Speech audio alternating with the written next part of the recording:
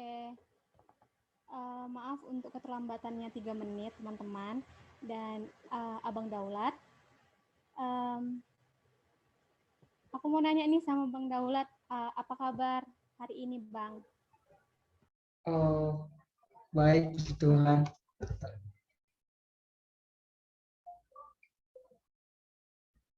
Kesibukannya satu hari ini apa sih, Bang? Oh, tadi pagi baru ngisi juga sih di Fakultas Ilmu Sosial di jurusan Geografi lah, lebih tepatnya. Dari jam 9 sampai jam 12 sambil kerja gitu. Baru ini lagi, mengisi lagi di kampus Cornell. Nggak lelah kan, Bang? Nggak capek? Enggak, aman santai. Oke. Semangat ya, Bang. Siap, thank you. Sangat ya. Iya, Bang. Untuk teman-teman, kalau memungkinkan boleh on cam ya.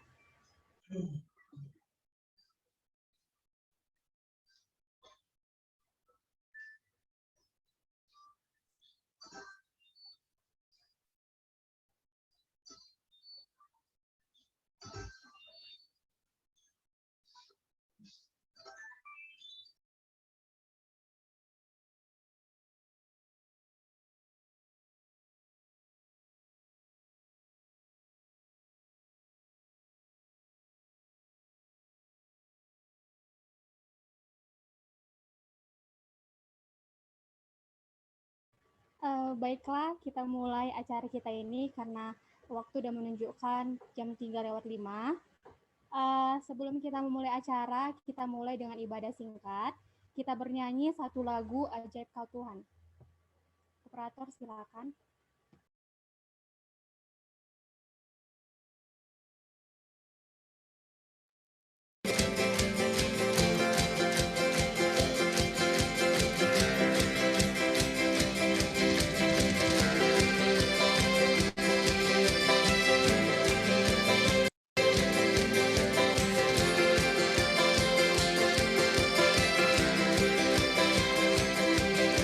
Tak terbayang kebesaran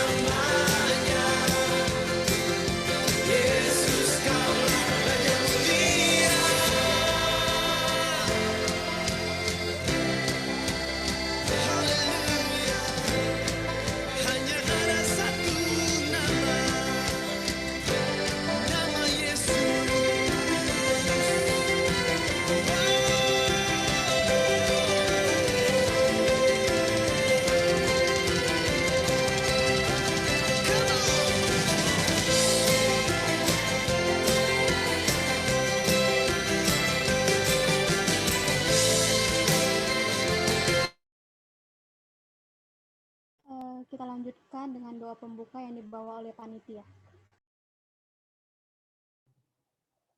Sebelumnya suaraku kedengaran? Kedengaran, Sepin. Ya, mari kita bersatu dalam doa.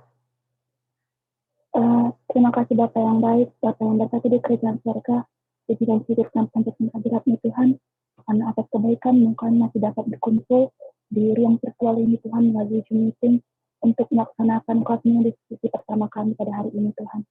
Bapak yang baik, kami memohonkan Roh Kudus-Mu ke dalam hati dan pikiran setiap kami, agar kiranya Bapak kami dapat mendengar dan dapat menyerap materi yang dibawakan oleh pemateri dengan baik. Bapak, Engkau berkati moderator kami agar dapat membawa acara ini dengan baik, dan juga berkati pemateri kami Tuhan, Bang Daulat Purba, agar kiranya dapat membawakan materi dengan baik, dapat menyampaikan materi dengan baik sehingga kami dapat menyerapnya. Bapak, kami serahkan acara ini ke dalam tangan-Mu Tuhan, mulai dari awal, pertengahan, hingga akhir, karena Engkau lah yang bekerja, Engkau lah ikut ambil bagian dalam acara ini Tuhan, agar kiranya acara ini bisa menyenangkan hati-Mu. Terima kasih Bapak yang baik, terlebih kami adalah anak-anak-Mu yang tak luput dari dosa dan kesalahan, yang kiranya Engkau memperhitungkannya Bapak, agar kami tetap layak disebut sebagai anak-anak-Mu. Terima kasih Bapak yang baik, haleluya, amin. Shalom semua, terima kasih buat teman-teman yang telah hadir di acara kita hari ini. Kepada teman-teman yang berbahagia, selamat datang di training menulis bersama Kampus Concern FEB USU dengan tema Be Brave to Express Your Idea. Tujuan dari training menulis ini adalah untuk meningkatkan kemampuan menulis esai dengan baik dan benar. Dan aku juga mau memberitahukan nih beberapa rules yang boleh teman-teman ikutin. Jika keadaan memungkinkan, teman-teman boleh on cam ketika acara berlangsung. Dan jika ada pertanyaan, teman-teman boleh klik emot raise hand atau langsung unmute, atau boleh juga langsung ketik di kolom chat kita jika jaringan sedang bermasalah. Untuk menjaga kekondisifan, teman-teman diharapkan untuk unmute jika tidak diperlukan. Dan nanti di acara berlangsung, teman-teman panitia akan membagikan link absen serta link kuesioner, diharapkan teman-teman boleh mengisi. Aku juga mengingatkan untuk teman-teman boleh mengajak AKK-nya, KTB-nya untuk mengikuti training kelas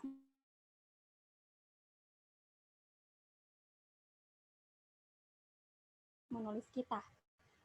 Kita lanjut ke kata sambutan dari perwakilan BPH. Bang Rian, saya persilakan.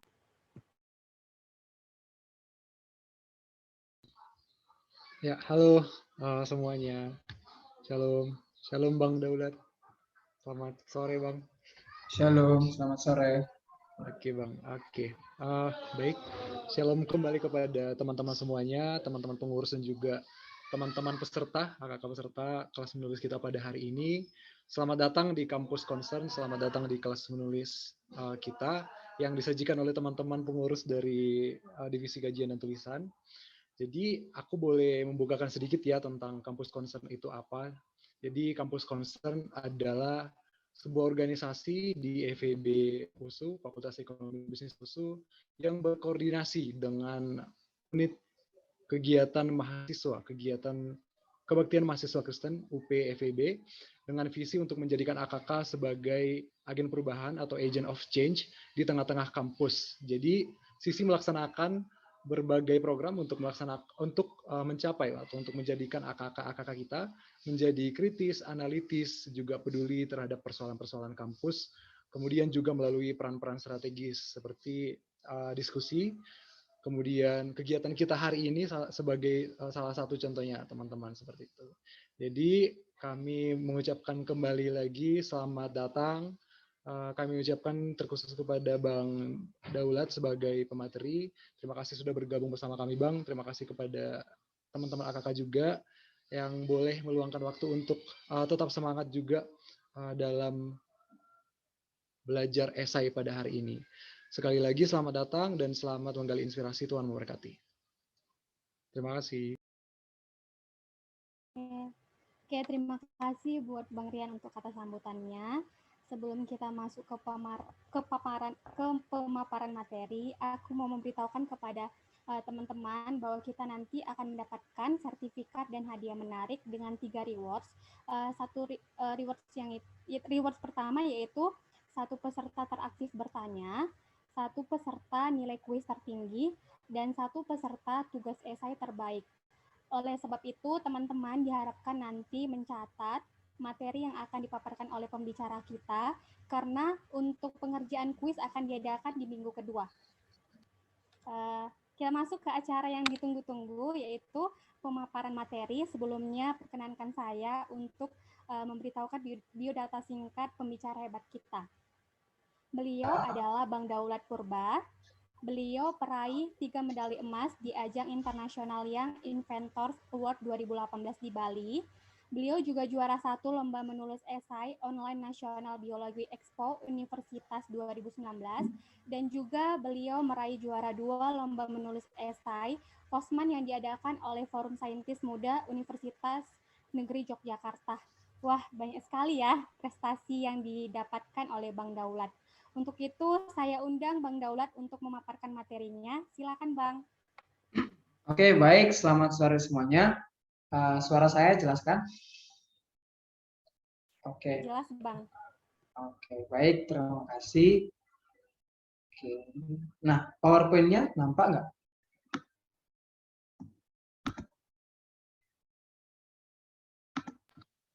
Nampak, Bang. Oke, baik. Terima kasih sebelumnya saya ucapkan kepada Kampus Konser Fakultas Ekonomi dan Bisnis Universitas Sumatera Utara yang memberikan saya kesempatan untuk bisa sharing, berbagi pengalaman, berbagi cerita kepada teman-teman sekalian di sini, agar kiranya nanti goals-nya dari kegiatan kita ini anak-anak anak-anak kampus konser mampu menulis sebuah esai yang baik dan benar, dan bahkan mampu menangkan kompetisi esai. Nah, adapun tema yang diangkat panitia adalah sebuah tema yang sangat menarik untuk mengajak kita semua, ya kan, untuk mengembangkan apa yang kita miliki menjadi sesuatu yang bermanfaat, bukan hanya untuk kita tetapi juga untuk masyarakat banyak. Nah, jadi sebelum saya memaparkan materi saya, di sini saya mengambil satu kata kunci yang menjadi selalu inspirasi saya ketika saya berada di posisi tertentu gitu. Jadi B.J. Habibie pernah mengatakan, sangat mudah untuk menjadi nomor 1, namun sangat susah untuk mempertahankannya. Jadi sampai kapanpun berusaha yang terbaik, jangan pernah berhenti belajar dan berinovasi gitu. Artinya apapun sekarang yang menjadi posisi kita, apapun jabatan kita, apapun yang kita miliki sekarang, jangan pernah puas gitu ya kan. Jangan pernah sombong dengan apa yang kita raih, tetapi tetaplah berusaha menjadi yang terbaik gitu kan. Nah, dan jangan pernah berhenti untuk belajar dan berinovasi. Artinya belajar dari kehidupan kita sebelumnya untuk supaya kita semakin lebih baik dan lebih baik lagi gitu. Oke, nah seperti yang dijelaskan oleh Anita tadi, perkenalkan, nama saya adalah Daulat Ricardo Purba SPD. Saya adalah alumni dari Universitas Negeri Medan angkatan 2015 ya, prodi Pendidikan Fisika, jurusan Fisika ya. Nah, untuk prestasi mungkin CV saya sudah saya share ya. Ada juga sudah dibacakan beberapa tadi oleh MC. Nah, langsung saja. Nah, ketika teman-teman beranjak atau ya kan, ketika teman-teman sudah masuk di dunia perkuliahan atau di dunia kampus, pasti teman-teman harus mengenal namanya menulis gitu kan. Sebenarnya kata menulis itu kita mulai sudah dari kita mulai lahir gitu kan. Artinya kita kecil saja pun kita sudah disuruh menulis gitu kan. Sebelum kita masuk SD, ketika kita TK kita juga diajari menulis, tetapi menulis abjad misalnya. A, B, C, D gitu. Nah, setelah itu kita diajari membaca supaya bisa menuangkan apa yang kita pelajari gitu kan. Nah, jadi sebenarnya kalau dibilang menulis itu adalah hal yang sudah kita lakukan setiap harinya gitu. Tetapi mengapa sampai sekarang banyak mahasiswa atau banyak pelajar-pelajar itu masih bingung ketika diminta untuk menulis, ketika diminta untuk memaparkan apa yang menjadi buah pemikirannya. Padahal sesungguhnya hampir tuh setiap hari mahasiswa saya lihat, atau hampir tuh setiap hari semua orang-orang itu sudah menulis gitu. Nah, menulis di sini janganlah dulu katakan menulis karya ilmiah, menulis esai, PKM, KBM atau lain sebagainya. Janganlah dulu menulis seperti itu. Nah, setiap hari pun teman-teman pasti mengupdate status. Pasti teman-teman tuh selalu menulis caption, ya kan? Nah, misalnya lagi galau, itu kan teman-teman di sana sudah menuangkan buah pikiran. Sebenarnya itu menulis teman-teman. Hanya saja itu tidak seilmiah atau tidak sedetail yang kalau kita membuat tulisan esai gitu. Jadi teman-teman sebenarnya jangan lagi ada kata muncul nanti dari statement kita, saya susah untuk mendapatkan ide untuk menulis gitu. Ya, jadi di sini nanti caranya adalah ada dua bagian dari presentasi hari ini. Yang pertama adalah how to get idea, yang kedua adalah bagaimana cara menuangkannya untuk menjadi sebuah tulisan esai yang baik dan benar. Oke, langsung saja yang pertama adalah, nah apa sih yang paling kita butuhkan ketika kita diminta untuk menulis? Hal apa sih yang menjadi poin utama atau apa yang menjadi pemegang saham tertingginya, gitu kan? Nah, yang menjadi paling pionir atau yang jadi paling utama dibutuhkan ketika kita ingin menulis sebuah esai adalah inovasi, teman-teman. Jadi kalau kita tidak punya inovasi atau kita tidak punya temuan ketika kita ingin menulis, maka nonsen, teman-teman, kita dikatakan berhasil. Kan? Mungkin kita sudah tahu struktur esai itu seperti ini, teman-teman. Mungkin kita sudah tahu cara menulis penggunaan penempatan bahasa, titik koma, cara penulisan daftar pustaka, atau struktur esai yang baik dan benar sudah tahu. Namun kalau kita tidak punya ide, maka kita akan melakukan apa, teman-teman? Tidak ada gitu. Jadi harus yang paling utama dipegang adalah inovasi. Inovasinya itulah ide gitu. Nah, terus yang menjadi pertanyaan, samakah di sini teman-teman inovasi dengan penemuan gitu kan? Nah, mari kita bahas. Nah, invention atau penemuan, ya kan? Oke. Invention is the creation, ya kan? Jadi katanya di sini inovasi. Penemuan merupakan sebuah temuan baru, ya, semua temuan baru yang diproses dan dikembangkan melalui ilmu pengetahuan yang ada. Artinya teman-teman, kalau penemuan itu sebuah temuan baru yang belum pernah ada sebelumnya oleh dibuat siapapun, itu dia penemuan. Nah, sedangkan inovasi itu adalah teman-teman sebuah kegiatan pengembangan produk, ya kan, sebuah pengembangan produk yang digunakan untuk mendapatkan sesuatu yang baru, yang nantinya ketika inovasi tersebut berhasil dibuat akan mendapatkan hasil yang lebih baik dari yang sebelumnya. Jadi nampak perbedaannya ya antara inovasi dan penemuan gitu kan. Nah, di sini tidak saya tuntut teman-teman bisa menemukan sesuatu yang baru atau membuat sebuah penemuan, tetapi saya ajak teman-teman di sini untuk berinovasi, ya, atau lebih akrab kita diminta di sini untuk membuat sebuah inovasi, ya kan, karena kita bukan seorang yang peneliti terhebat gitu kan. Jadi di sini saya ajak teman-teman hanya mampu berinovasi saja gitu. Oke. Nah, teman-teman ya, ketika kita berinovasi ya kan, ketika kita ingin membuat sebuah ide untuk dibuat menjadi sebuah tulisan esai, ada hal yang harus kita pegang. Ada 5 kata kunci yang harus kita miliki ketika kita mengembangkan sebuah inovasi tersebut. Nah, yang pertama teman-teman apa? Something original, ya kan? Artinya buah pemikiran kita itu atau inovasi kita itu atau ide kita itu teman-teman harus memang benar-benar buah pemikiran kita sendiri, ya kan? Jangan sampai ibaratnya menciplak dari ide orang, ya kan? Nah, kalau mungkin ada kemiripan, kalaupun mungkin ada kesamaan, tetapi ketika teman-teman menuangkannya menjadi sebuah esai yang ingin teman-teman kembangkan, ambillah sisi positif yang bisa diambil dari esai mereka. Jangan angkat bulat-bulat apa yang menjadi dia punya. Artinya rangkum dulu esainya, rangkum dulu beberapa karya-karya yang sama, lalu teman-teman aduk lagi. Artinya perbaharui lagi dengan menggunakan bahasa teman-teman.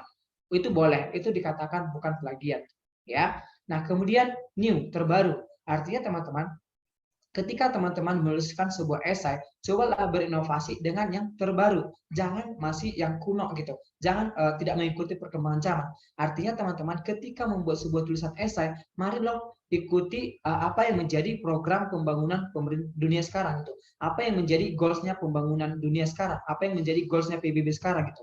Apa yang menjadi target pemerintah di masa era sekarang gitu kan. Nah, kalau kita sudah mengikuti apa yang menjadi goals pemerintah, maka akan sangat mudah bagi kita ketika karya kita itu menjadi sebuah karya nyata, akan semakin mudah mendapat respon dari pemerintah atau dari instansi-instansi yang ingin menjalin kerjasama dengan kita gitu. Nah, sama seperti hal-hal yang dilakukan oleh siswa saya gitu ya kan. Tapi ketika mereka tidak pakai, mereka benar-benar aman memakainya, lalu mereka hanya endorse seharusnya begitu. Itu dengan kita. Sebelum kita menyampaikan firman ini, sebelum kita menyatakan kepada orang, Kristus sebagai sumber keselamatan. Yakinkan di dalam dirimu. Rasakan terlebih dahulu. Kristus ada di dalam. Oke. Itu suara siapa ya? Oke, Baik, kita lanjut ya. Nah, saya juga pernah menjadi guru kir di SMA Metodis gitu kan. Nah, kemarin waktu saya mengajak anak-anak di sana, kami selalu membuat inovasi itu yang menjadi goals dari pembangunan di Kota Medan gitu. Nah, ketika kami berhasil membuat sebuah hanya masih sebatas prototipe atau miniatur yang kami buat di sana. Nah, itu kami sudah mendapat sokongan dari kantor wali kota, Bank Mandiri, Kapolda dan lain sebagainya gitu. Itu kami dipanggil ketika kami berhasil menang kompetisi Jakarta gitu. Jadi artinya apa teman-teman? Artinya ketika kita membuat sebuah inovasi yang mendukung tujuan pemerintah, itu akan semakin mudah bagi kita untuk membuka diri kita atau mengajak orang lain tertarik terhadap apa yang kita buat gitu. Nah, kemudian ketika berinovasi teman-teman, cobalah teman-teman membuat inovasi yang penting, important, artinya penting di masa sekarang dan penting untuk halayak umum, bukan untuk menjawab permasalahan pribadi atau bukan hanya penting untuk diri sendiri, ya kan? Nah, teman-teman, kalaulah teman-teman nanti membuat sebuah esai, ya kan, tulisan ilmiah atau tulisan esai yang bisa orang lain tahu manfaatnya dan bisa berguna bagi mereka, maka akan semakin besar peluang teman-teman untuk mendapatkan perhatian lebih dari mereka gitu. Ya kan? Nah, kemudian kalau nanti teman-teman sudah karyanya itu original, terbaru, penting dan sudah dibuat menjadi karya nyata gitu kan, dan sudah ada barangnya gitu kan, maka itu bisa dikomersialisasikan atau dipasarkan, ya kan? Maka buah pemikiran teman-teman itu bukan hanya sebatas tulisan lagi gitu, tetapi ada karya nyatanya gitu. Nah, setelah sudah ada komersialisasinya, maka bolehlah diproduksi atau bisa itu menjadi peluang bisnis yang menjadi income bagi diri kita sendiri gitu. Kita tidak perlu lagi mencari pekerjaan, malahan kita menjadi pencipta lapangan kerja gitu. Oke, itu dia. Lalu yang menjadi pertanyaan, Bang, bagaimana sih caranya supaya bisa mendapatkan ide kreatif, supaya bisa mencapai seperti yang Abang katakan gitu. Nah, di sini saya akan ajarkan ya, menurut versi saya yang saya ajarkan kepada teman-teman, dan inilah menurut versi kita di Innova gitu. Innova itu adalah sebuah asosiasi kita gitu yang bergerak di bidang inovasi dan pengembangan tulisan ya, karya ilmiah. Jadi ada 3 cara yang kita ajarkan kepada banyak orang, dan puji Tuhan ya cara ini boleh dibilang cara yang paling mujarab, cara yang paling mutakhir untuk mengajarkan kepada banyak orang supaya orang keluar dari zona nyaman atau supaya orang keluar dari kata susah untuk menemukan ide gitu. Tetapi akan saya jelaskan juga nanti cara-cara yang paling umum yang dilakukan orang untuk menempatkan ide untuk menulis sebuah esai. Nah, apa itu Bang? Yang pertama adalah finding the problem. Yang kedua, making problem. Yang ketiga, using the new technology. Ini adalah 3 cara yang akan saya jelaskan nanti secara terperinci. Nah, oke. Nah, sebenarnya teman-teman, untuk mendapatkan ide ya atau untuk mendapatkan inovasi yang mau kita tulis menjadi sebuah tulisan esai maupun karya tulis ilmiah, itu banyak sebenarnya dari kegiatan atau aktivitas kita sehari-hari. Tetapi yang terkadang adalah kita sebagai manusia atau kita sebagai insan sekarang gitu kan, cenderung kita kurang respect atau kurang peduli terhadap lingkungan sekitar kita. Artinya ada pun masalah di lingkungan kita ya tidak mau tahu gitu ya kan. Kita konon katanya kita lebih aktif tuh berkomentar gitu kan. Kita lebih aktif tuh memberikan komentar terhadap orang gitu, tetapi diri kita sendiri juga kita masih sering kurang respect gitu kan. Nah, seperti yang kita lakukan sekarang, ya kan, dalam virtual meeting kita ini, pasti tidak semulus apa yang kita harapkan gitu. Pasti akan ada kesenjangan. Nah, itu bisa diangkat menjadi sebuah tulisan teman-teman, ya kan? Atau mungkin teman-teman lagi nyantai di kos sekarang dengan saya berbicara gitu, tiba-tiba memandang ke dinding. Nah, lihat dinding, kenapa dinding itu bisa retak gitu, atau kenapa bisa ada laba-laba, atau kenapa tuh yang lainnya ibaratnya temboknya tuh lama-kelamaan catnya bisa pudar gitu. Itu sebuah masalah, itu sebuah kesenjangan teman-teman gitu ya. Jadi kalau kita terbuka akan hal itu, maka kita akan semakin gampang, akan semakin mudah untuk mendapatkan ide untuk menulis gitu teman-teman. Jadi yang mau saya ajak di sini adalah mari teman-teman coba ya kan, di lingkungan kita ini sebenarnya atau atau di sekitaran kita itu sebenarnya penyumbang terbesar ide ya kan, penyumbang terbesar ide yang bisa kita kembangkan untuk menjadi sebuah tulisan gitu. Itu dia teman-teman. Nah, kemudian yang pertama tadi itu finding the problem, temukan masalah teman-teman. Nah, kalau kita orang yang respect, kalau kita orang yang peduli, pasti kita udah tahu apa yang menjadi permasalahan ini gitu kan. Nah, ini saya ambil contoh kecilnya masalah sampah gitu. Nah, nanti teman-teman boleh membuka cakrawalanya kira-kira yang teman-teman rasakan sendiri atau teman-teman yang lihat sendiri di lingkungannya, apa yang menjadi permasalahan paling utama gitu. Atau ketika sedang berkuliah, apa yang menjadi permasalahan utama gitu. Nah, ini masalah umum sebenarnya, masalah sampah gitu. Orang udah pasti tahu sampah itu adalah masalah gitu. Lalu bagaimana sih sebenarnya caranya untuk mengatasi supaya sampah ini memang setidaknya kita bisa mengurangi gitu. Supaya tidak terjadi hal yang samping, yaitu banjir gitu. Nah, pasti kita selalu bertanya, bagaimana sih caranya mengatasi ini atau ada nggak solusi-solusi? Sebenarnya sudah banyak solusi-solusi yang diberikan pemerintah atau penulis-penulis lainnya, tetapi ya sampai sekarang nggak terjawab gitu. Apakah mungkin karena drainase dari jalanannya itu kurang bagus atau dan lain sebagainya gitu. Tetapi terus tuh dilakukan pembenahan gitu, pembenahan drainase dan lain sebagainya, juga pelebaran jalan dan lain sebagainya dilakukan, tetapi masih tetap ada banjir. Kenapa? Apakah karena resapan tanahnya kurang bagus atau dan lain sebagainya? Itu pasti menjadi sebuah pertanyaan. Nah, pasti masalah itu adalah masalah yang urgent, ya kan? Pasti masalah ini adalah masalah yang faktual juga gitu.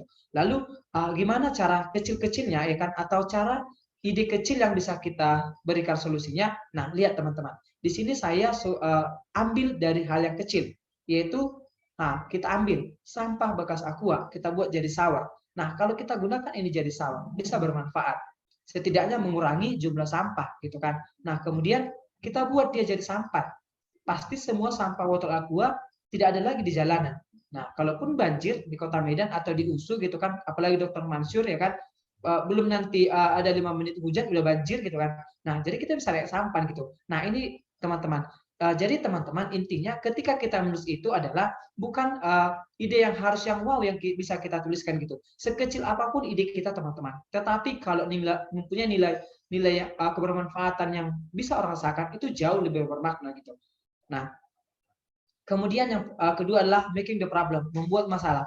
Kalau teman-teman sekiranya masih agak sedikit susah atau masih ada rasa mengatakan susah untuk menemukan masalah, ayo kita buat masalah gitu. Tetapi di sini maksudnya membuat masalah bukan berarti kita ya jambak-jambaan, kalau cewek ya kan tumbuh-tumbuhan, cowok ya kan atau berkelahi gitu. Bukan itu maksudnya ya, tetapi lihat seperti teman-teman. Nah, kaki kursi ini 4 sebenarnya nggak masalah, udah bagus gitu kan. Tetapi gimana cara menginovasinya supaya jauh lebih bagus lagi gitu. Nah, dibuat menjadi 3 kakinya gitu kan. Nah, itu sebenarnya buat masalah gitu. Udah bagus yang 4, ngapain lagi sih diganti jadi 3 gitu. Nah, tetapi ada pasti keunggulan tersendiri kenapa kakinya dibuat jadi 3. Misalnya di aula FE nih, di aula FE USU ya kan, mau diadakan seminar dengan kota yang besar.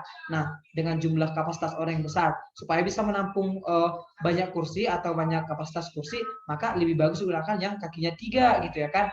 Itu dia. Nah, kemudian nih shower seperti ini sebenarnya kita mandi udah enak ya kan, udah enak aja pakai shower seperti itu gitu. Tetapi ya kalau mati lampu emang bisa mandi gitu kan. Nah, kita buat seperti ini, kita inovasi menjadi shower LED gitu. Jadi kalaupun mati lampu kita tetap bisa mandi gitu. Nah, kemudian juga kita bisa tetap belahan badan kita tuh warna-warni cantik-cantik gitu. Jadi lama-lama kita di kamar mandi kan gitu. Nah, itu dia ya. Itu dia contoh inovasi-inovasi. Nah, kemudian ini ada ada pisau, ada garpu gitu kan. Nah, apa sih yang bisa diambil inovasi dari sini gitu. Jadi teman-teman dari sini kalau misalnya kita makan pizza, cenderung kan kita memotong tuh pakai tangan kanan ya. Pizzanya kita potong pakai tangan kanan, terus di kiri kita tuh garpu, terus kita makan pakai tangan kiri gitu. Nah, terus tiba-tiba mungkin bunyi notif dari doi atau dari teman ngajak ketemuan gitu. Jadi kita nggak bisa balas gitu. Jadi gimana sih caranya supaya bisa satu set pisau dengan garpu itu supaya kita tetap bisa buka Instagram, stalking mantan, atau mungkin buka informasi lomba atau buka portal USU atau dan lain sebagainya. Nah, dibuat inovasinya seperti ini gitu. Jadi sambil kita makan pizza, kita sambil tangan kiri tetap bisa scroll HP gitu. Jadi itu contoh kecil-kecilan.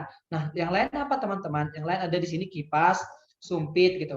Jadi kalau teman-teman mau makan bakso ya kan, pasti kan atau makan mie kan pasti pakai ini kan. Nah, coba nih dibuat jadi apa ya kira-kira? Nah, dibuat menjadi mana dia? Oke. Terhapus ya gambarnya. Oke. Nah, sumpit dan kipas ini dipasang jadi satu set ya kan, dipasang jadi satu set. Terus kalau kita makan mie ayam bakso gitu kan, jadi kipasnya nanti di sampingnya dibuat untuk mendinginkan makanan gitu dan mendinginkan kita gitu supaya kita nggak keringatan sambil makan mie ayam ya kan. Itu dia. Oke ya. Nah, kemudian yang ketiga, using the new teknologi, artinya gunakan teknologi yang sedang berkembang sekarang gitu ya kan. Jadi teman-teman, ketika teman-teman berinovasi, marilah ya kan sekiranya menggunakan apa teknologi yang sedang berkembang sekarang yang bisa digunakan untuk mengikuti pembangunan di era sekarang gitu kan. Nah, jadi janganlah bagi teman-teman masih berinovasi yang zaman-zaman kuno gitu, seperti pemanfaatan misalnya pemanfaatan kunyit sebagai pendeteksi kanker, atau pemanfaatan ini menjadi pengolahan keripik, atau misalnya pemanfaatan lidah buaya sebagai masker. Janganlah yang seperti itu udah sangat kuno gitu. Sementara kita sekarang ini berada di masa era revolusi 4.0 ya kan, ada di era disrupsi ya kan, era 4.0 gitu kan. Kita nggak tahu ke depan kita akan era apa lagi namanya gitu. Pokoknya sekarang adalah era perkembangan teknologi. Nah, mari kita mengikuti perkembangannya gitu. Nah, ini dia ya. Itu dia yang masalah using the new teknologi gitu. Nah, kemudian teman-teman, di sini ada 3 kata kunci yang saya ajarkan kepada teman-teman supaya makin lebih enak atau lebih gampang lagi untuk mendapatkan ide atau mendapatkan inovasi dari karya yang sudah ada sebelumnya. Misalnya nih teman-teman gitu kan, Bang, saya kan punya ide di bagian seperti ini, tetapi saya searching Bang, udah ada Bang yang buat gitu kan. Jadi apakah itu masih termasuk plagiator Bang gitu?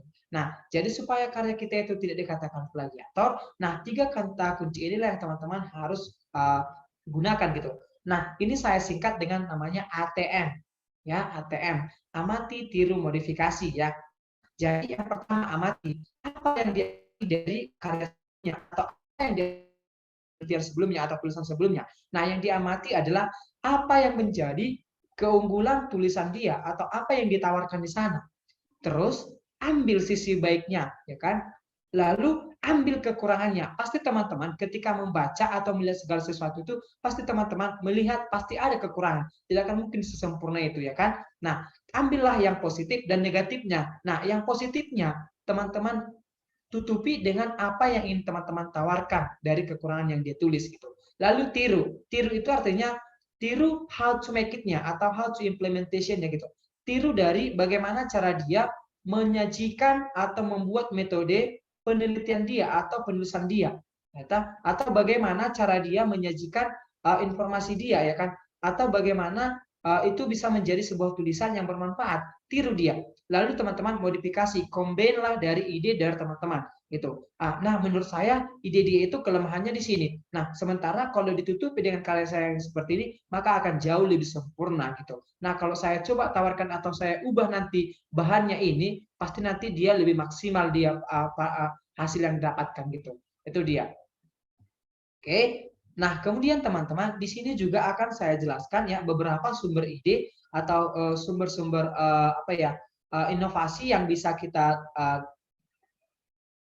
lakukan supaya kita bisa mendapatkan ide untuk menulis esai gitu. Jadi tidak hanya 3 cara tadi, kalaupun nanti teman-teman belum bisa menggunakan yang 3 cara saya tadi, nah boleh teman-teman menggunakan ini gitu. Nah, yang pertama adalah berdasarkan dari bacaan laporan hasil penelitian. Pasti tuh ya kita mahasiswa ya pasti sering ketemu namanya jurnal, buku, skripsi, ya kan, tesis, disertasi. Pasti tuh kita sering namanya mereview buku, ya kan, jurnal dan lain sebagainya. Nah, boleh teman-teman mengambil dari sana gitu ya kan. Nah, kemudian dari seminar dan diskusi atau teknik brainstorming atau diskusi ya kan, diskusi dengan teman-teman gitu kan. Nah, misalnya temannya tuh punya ide, nah kan. Nah, dikumpul-kumpulin idenya dibuat jadi satu gitu. Itu bisa gitu.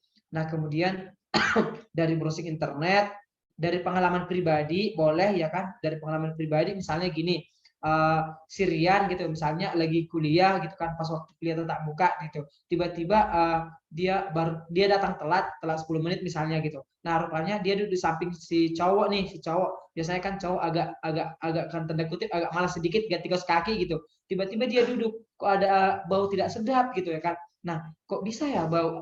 Dia lalu si Rian mencari dari mana sih sumbernya bau itu gitu. Rupanya kaos kaki sekawan ini sudah tidak ganti seminggu gitu. Nah, itu kan pasti dari pengalaman pribadi. Itu bisa menjadi sebuah ide, itu bisa menjadi sebuah inovasi gitu kan. Bagaimana cara menghilangkan bau pada kaos kaki atau pada kaki gitu. Misalnya seperti itu. Apakah ada gitu bahan-bahan atau alat kimia yang bisa menghilangkan bau kaki misalnya seperti itu. Nah, dari pengamatan ya seperti ini boleh di laboratorium. Kalau anak ekonomi mungkin ya pengamatannya terhadap kondisi perekonomian sekarang gitu. Itu dia. Nah, kemudian teman-teman, ketika teman-teman sudah punya ide atau sudah punya inovasi yang ingin dituliskan menjadi sebuah tulisan esai, ada juga pertimbangan yang harus teman-teman miliki gitu ketika mau teman-teman buat menjadi sebuah tulisan. Nah, teman-teman ya, yang pertama sekali adalah harus bermanfaat. Artinya tulisan kita itu harus bermanfaat. Kalaupun tidak menang dalam sebuah kompetisi, tetapi setidaknya bermanfaat untuk orang ketika orang membacanya. Tidak hanya karya yang menang baru dikatakan bermanfaat, teman-teman. Ya, jadi jangan pernah misalnya sakit hati atau merasa down atau merasa insecure kalau karyanya belum juara gitu.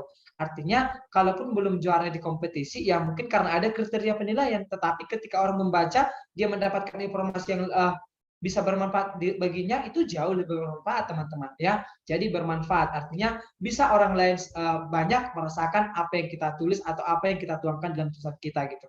Nah, kemudian mempunyai kemampuan, artinya mempunyai kemampuan, dia mempunyai nilai lebih, ya kan? Dia mempunyai nilai lebih. Nah, kemudian menarik, artinya membuat orang kepo, ya kan? Membuat orang apa ya? Kalau ibaratnya sekarang postingan-postingan sekarang tuh viral gitu ya kan? Membuat orang supaya terjun ke dalam gitu. Nah, kemudian spesifik, artinya menyelesaikan suatu permasalahan dari awal sampai habis gitu. Walaupun sebenarnya di tulisan esai itu terkadang kita bisa dalam 2 ranah kita selesaikan. Misalnya dari segi ekonomi, kesehatan bisa diselesaikan. Tetapi teman-teman ketika menulis esai itu coba spesifik dari awal sampai habis. Kalau misalnya dari awal membahas masalah ekonomi atau ingin fokus menyelesaikan permasalahan di bidang ekonomi, monggo selesaikan di bidang ekonominya sampai habis gitu. Nah, kemudian memberikan inovasi ya kan. Artinya ada pembaharuan gitu.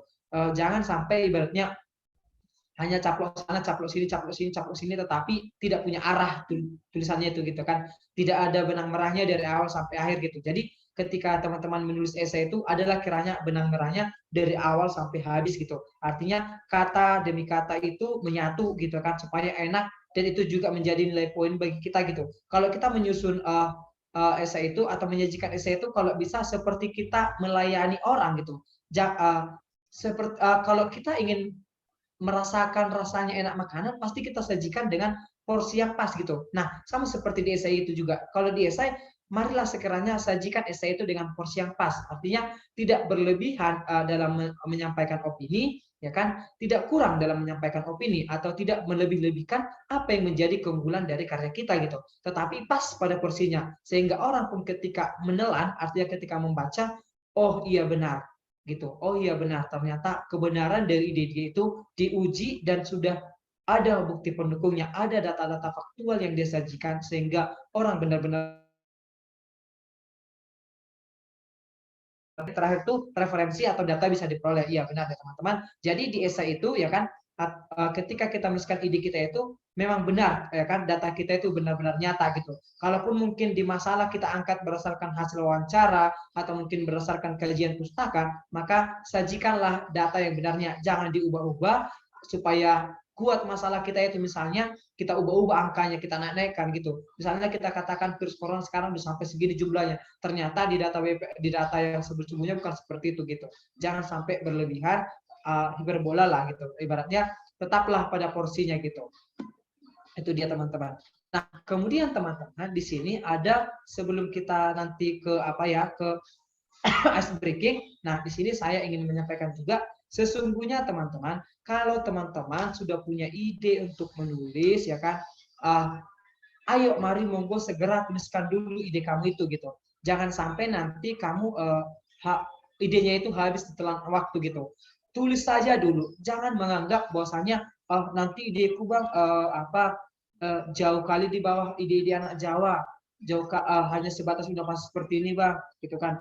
Jangan merasa rendah hati gitu, atau ibaratnya jangan menganggap apa yang kita tulis itu tidak bermanfaat lah atau tidak menarik lah gitu, atau kita katakanlah ideku biasa-biasa aja bang. Jangan dulu gitu kan. Kalau sudah punya ide, monggo tuliskan dulu gitu. Tuliskan dulu. Masalah menang dalam sebuah kompetisi, masalah sukses atau tidaknya, itu urusan belakangan, ya kan. Berani menulis saja itu sudah sangat bagus gitu ya kan. Nah, kemudian teman-teman di sini apa yang dikatakan maksud tulis di sini, artinya kalau teman-teman sudah punya ide, tulis saja dulu gitu. Jangan hanya sebatas kata-kata. Kalau hanya sebatas cakap-cakap teman-teman, itu di kedai tua atau di kedai kopi ya kan. Jadi kalau punya ide, monggo mari tuliskan dulu gitu. Itu dia. Oke, nah itulah dulu untuk pemaparan mengenai bagaimana cara kita untuk mendapatkan ide untuk menulis esai sebelum nanti kita terjun ke esai dan struktur-struktur penulisan esai yang baik dan benar, jenis-jenis esai. Kita akan ada ice breaking kata panitia, ya kan, mungkin untuk merefresh otak dulu, ya kan, supaya lebih fresh lagi, enak menerima materi lagi itu. Intinya teman-teman, kalau untuk menulis itu yang paling penting adalah atau pionir pemegang tertinggi atau pemegang saham tertingginya adalah kita harus punya ide inovasi dulu untuk menulis. Nah, untuk cara mendapatkan idenya sudah ada saya jelaskan tadi. Tinggal tergantung bagaimana cara teman-teman menyikapi atau tergantung bagaimana cara teman-teman supaya bisa mendapatkan ide untuk menulis, ya kan. Nah, karena setiap orang pasti berbeda-beda cara belajarnya, ya kan. Pasti setiap orang berbeda-beda cara menangkapnya, ya kan. Jadi di sini makanya saya tetap jelaskan cara yang umum, tetap saya jelaskan juga cara yang menurut saya bisa digunakan oleh teman-teman FEB gitu. Jadi kembali ke diri teman-teman, mana yang mau teman-teman gunakan nggak masalah. Intinya teman-teman tetap punya pengharapan setelah dari sini teman-teman akan lebih gampang untuk mendapatkan ide untuk menulis. Oke, itulah dulu untuk sesi how to get idea. Nanti untuk masalah esainya kita akan jelaskan setelah ice breaking. Saya kembalikan kepada moderator. Oke Bang, terima kasih untuk pemaparan materinya. Kita lanjut ke sesi tanya jawab. Untuk teman-teman yang punya pertanyaan, boleh langsung ketik di kolom chat atau bisa langsung unmute ya teman-teman. Atau kalau misalnya boleh juga ya klik emot ini, emot raise hand yang ada di Zoom ini. Aku mau bertanya dulu lah Bang. Oh oke, boleh. Untuk Bang Daulat, aku boleh nggak Bang sharing gimana awalnya Abang menyimpulkan untuk 3 kunci ini gitu, yaitu amati, tiru, dan modifikasi. Apa yang menjadi pengalaman Abang akhirnya mendapatkan 3 kunci itu? Terima kasih Bang. Oke, terima kasih kembali. Terima kasih atas pertanyaan dari Anita ya. Pertanyaan yang sungguh luar biasa gitu. Bagaimana pada akhirnya bisa menyimpulkan 3 cara dalam mendapatkan ide gitu. Nah, sebenarnya ini bukan cara saya tersendiri gitu. Ini adalah cara komunitas kita, ya kan. Kebetulan kita ada namanya komunitas. Kalau teman-teman tahu namanya Innova, Indonesian Invention and Innovation Promotion Association ya. Ini adalah sebuah lembaga NGO yang sedang kita kerjakan. Artinya ini adalah sebuah perusahaan yang bergerak di bidang inovasi, ya kan. Jadi ketika kemarin kita melihat, ya kan, ketika kita kemarin mengamati bahwasanya kenapa dulu kita menggunakan 3 kata kunci ini yang menjadi pegangan kita ketika kita membuat sebuah inovasi adalah karena kita lihat kemarin awalnya adalah dari pengalaman kita kemarin ketika kita menjadi peserta lomba inovasi di tingkat internasional di Thailand gitu.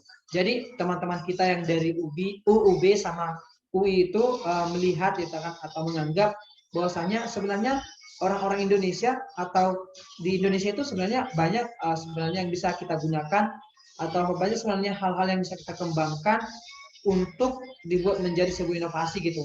Hanya saja kita cenderung kurang respect gitu, atau kurang peduli, atau kurang terbuka terhadap hal-hal yang baru gitu. Nah, jadi kenapa kita simpulkan ATM ini menjadi langkah untuk kita supaya kita itu bisa gampang untuk mendapatkan ide adalah karena dari pengalaman pribadi gitu. Pengalaman pribadi kami itu dulu mendapatkan idenya itu adalah dari karya orang gitu. Dari karya orang yang kami temukan ide kami gitu. Lalu kami lihat apa yang menjadi kekurangan dia di sana. Lalu kami tiru bagaimana cara dia mengimplementasikannya. Lalu kami modifikasi dengan ide kami. Nah, sehingga banyak kemarin teman-teman yang dari UI juga bertanya, apakah itu tidak termasuk plagiator? Ataukah itu bukan termasuk kita di sana menjadi orang yang peniru gitu? Itu kemarin menjadi pertentangan juga. Ternyata ketika kita telusuri jauh lebih dalam, di sana kita bukan menjadi plagiator, tetapi kita bukan di sana diajak lebih kayak ibaratnya meninjau sisi buruk dan sisi positif dari penelitian atau inovasi yang ada sebelumnya gitu. Lalu yang kita tiru pun di sana bukan tulisan dia yang kita tiru gitu, tetapi kita tiru bagaimana cara dia membuat sesuatu itu menjadi lebih berguna gitu. Nah, lalu makanya kita simpulkan kemarin ia harus mengamati terlebih dahulu adalah cara yang paling bisa digunakan untuk mendapatkan ide gitu. Makanya kemarin kita menyimpulkan ATM ini menjadi 3 kata kunci dalam membuat sebuah inovasi gitu. Itu sih kemarin kenapa kita bisa membuat ATM ini menjadi sebuah kata kunci dalam membuat inovasi gitu.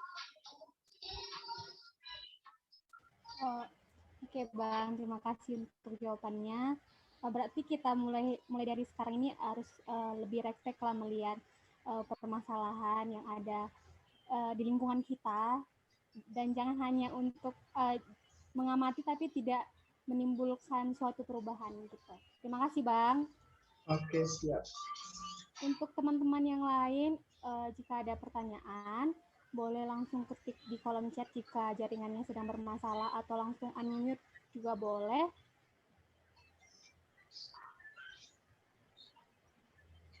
Ini permisi, MC mau nanya, ini kita jadi ice breaking atau langsung aja lanjut ke saya biar nanti langsung sesi tanya jawab atau bagaimana? Karena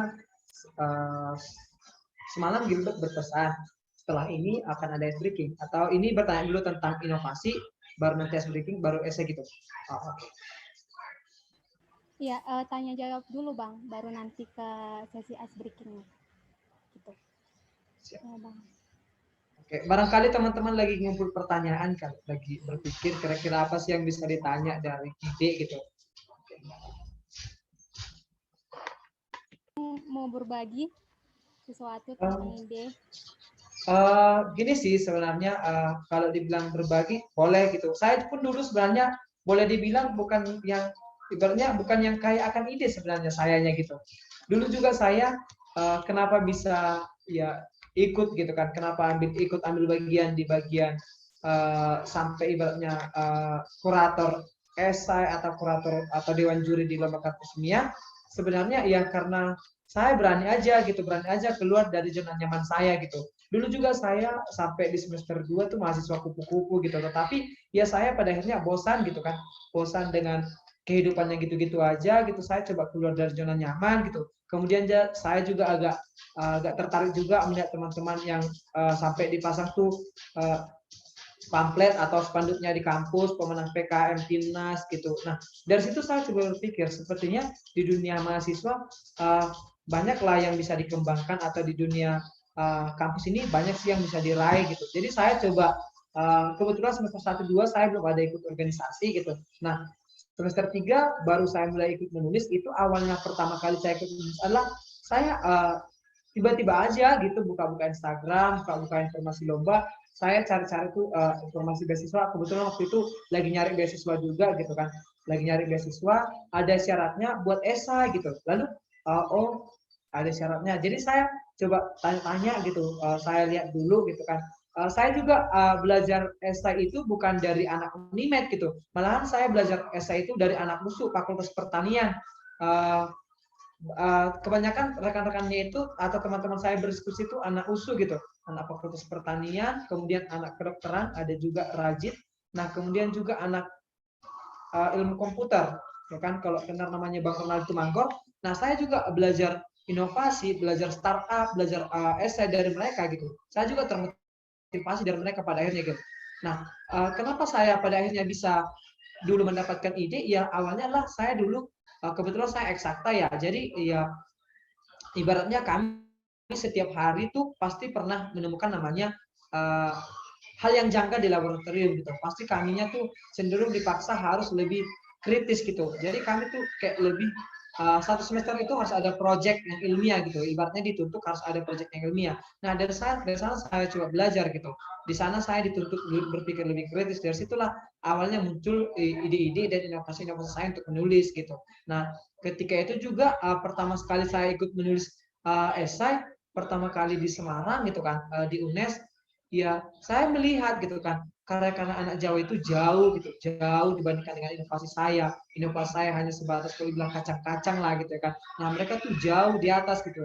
Nah dari situlah saya belajar gitu, dari situlah saya membuka cakrawala gitu kan, membuka mindset. Saya coba tanya-tanya, ternyata memang benar gitu kan, ya jujur ya agak sedikit berbeda pelayanan kampus mereka di sana dengan kita gitu ya, tapi itu tidak menjadi sebuah apa ya dibilang, itu bukan menjadi sebuah penghalang bagi kita kan, karena sukses atau tidaknya kita kan tergantung pribadi kan gitu. Nah tidak mungkin dong orang yang mengubah hidup kita pasti kita kan gitu. Nah jadi dari situlah saya belajar, dari situ saya minta itu PPT mereka satu-satu, saya minta karyanya, saya baca, oh ternyata yang membuat saya tidak menang itu letak di sininya gitu. Saya menyampaikan pendapat tuh seperti ini, bahasanya kurang baku lah gitu, atau teknik penyampaian ide saya itu tuh masih belum seutuh seperti mereka gitu kan, karena ada teknik mempertimbangkan ide kan gitu.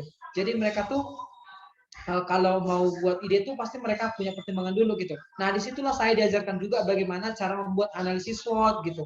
Nah pasti kalian yang anak ekonomi pasti belajar analisis SWOT kan gitu. Jadi ya bagaimana cara membuat peluang dari sebuah ide, ancaman dari ide itu. Disitulah saya diajar sama mereka, gini mas, kalau misalnya mau buat ide itu, ini lihat dulu ancamannya bagaimana, nah prospek kedepannya bagaimana, kira-kira goals yang akan diraih dari ide itu bagaimana. Oh disitulah baru mindset saya terbuka gitu. Jadi ketika saya juga melihat segala sesuatu yang ada kesenjangan atau masalah, saya amati dulu, ya kan, saya amati dulu, saya searching dulu saya buat analisis SWOT-nya. Sekiranya kalau banyak peluangnya untuk mendapatkan goals yang hasil yang memuaskan, baru saya tuangkan menjadi sebuah tulisan. Itu sih cara saya kemarin, kenapa bisa pada akhirnya bisa mendapatkan ide untuk menulis. Tetapi walaupun demikian, sampai sekarang juga saya tetap masih belajar sebenarnya bagaimana cara mendapatkan ide untuk menulis gitu. Karena pada dasarnya beda sih cara orang untuk mendapatkan ide untuk menulis, karena kalau dalam kompetisi itu kan pasti ada tema yang ditetapkan panitia gitu. Jadi ya tidak akan bisa mungkin semua ide kita tuangkan ke kompetisi itu gitu. Tergantung dari tema yang diangkat panitia juga gitu. Jadi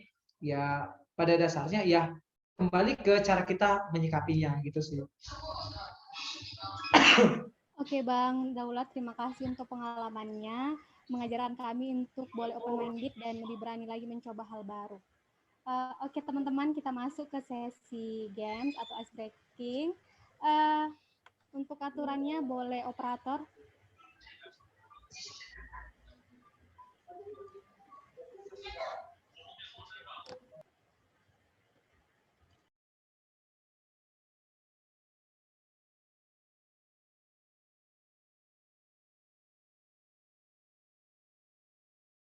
Oke teman-teman, kita masuk ke sesi ice breaking atau games. Aturannya yaitu kami namanya ini sambung suku kata yuk gitu. Kami sudah mengurutkan nama-nama peserta yang ikut nanti di dalam sesi ice breaking ini. Nah, yang pertama itu dimulai dari aku, yang kedua Sri, ini Sri EP ya. Yang ketiga Dumaris, yang keempat Lydia Akuntansi, yang kelima Elsapan, yang keenam Dumaris, yang ketujuh Grace, yang kedelapan Lydia EP, yang ke-9 Maria, yang ke-10 Sri Manajemen, yang ke-11 Mutia, yang ke-12 Samuel, ke-13 Yeta, dan yang terakhir itu Wasti. Aturannya, peserta diharapkan menghafal urutan namanya, lalu moderator akan memulai permainan dengan lagu Pak Polisi, Bu Polisi, serta memilih kata pertama yang akan disambung oleh peserta urutan selanjutnya. Contohnya nih, aku nyanyi gitu kan, Pak Polisi, Bu Polisi. Baru nanti aku bilang misalnya baju. Sri nanti langsung bilang contohnya ini jubah, baru dilanjutkan oleh Dumaris bilang bahu, ini contoh ya teman-teman, dan langsung dilanjut oleh Lydia Akuntansi bilang hutan. Gitu sampai peserta yang terakhir, dan kata yang valid disambung hanyalah kata dalam bahasa Indonesia dan sudah ada dalam KBBI. Untuk peserta yang gagal menyambung kata, diminta menyanyikan sepenggal lirik lagu kesukaannya ya teman-teman. Jadi diharapkan tetap fokus dan menerapkan ide kreatifnya. Kita mulai ya teman-teman. Aku mulai ya. Pak Polisi, Bu Polisi, numpang tanya sebentar atas nama sambung kata dimulai dari aku. Gajah. Boleh disambung, Sri?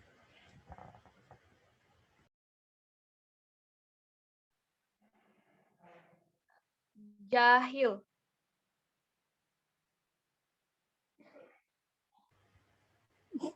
Boleh. Lanjut. Dumaris, halo.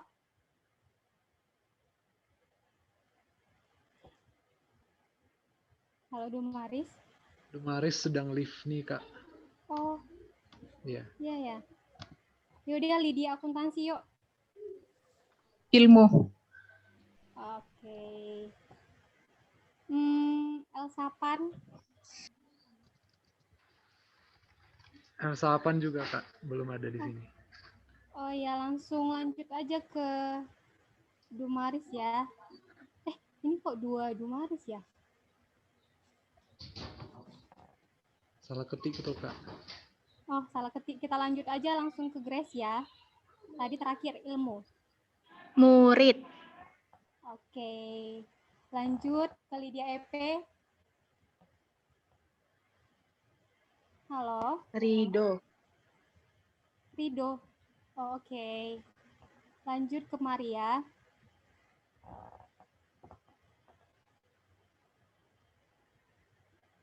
Halo, Maria.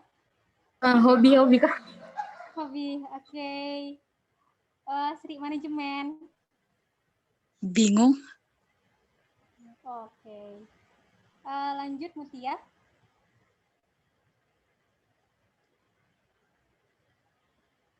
Halo. Oh, masih. Apa tadi Kak? Bingung. Ya, bingung. Yang terakhir bingung.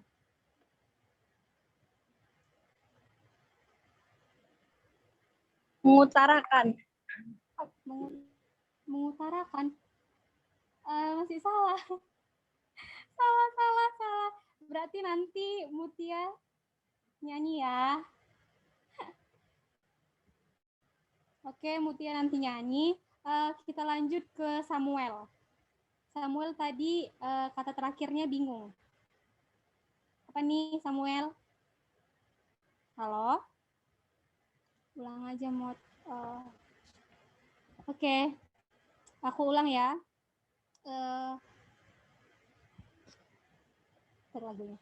Pak Polisi, Bu Polisi numpang tanya sebentar atas nama sambung kata. Dimulai dari aku ke meja. Lanjut Sri.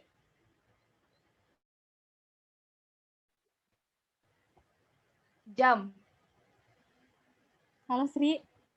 Iya nih, jam. Jam. Ya.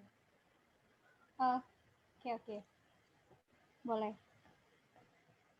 Jangan satu kata lah Sri. Ayo. Kasihan yang lain. Jauh nih, jauh.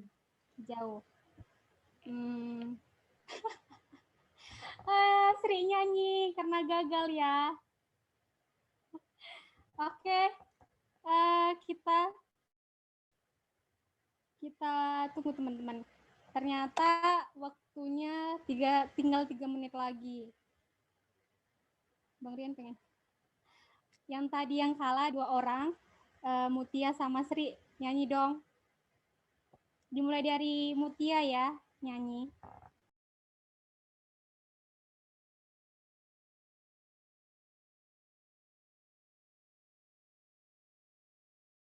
Halo Mutia. Halo Kak. Aduh. Nyanyi dong sepenggal lirik lagu kesukaanmu aja. Aduh, janganlah Kak. Aduh, malu kali. Malu Kak. Kak, janganlah. Mama. Ini kan lagu kesukaanmu. Pasti kau sering sih nyanyi kali nggak apa-apa. Ayo.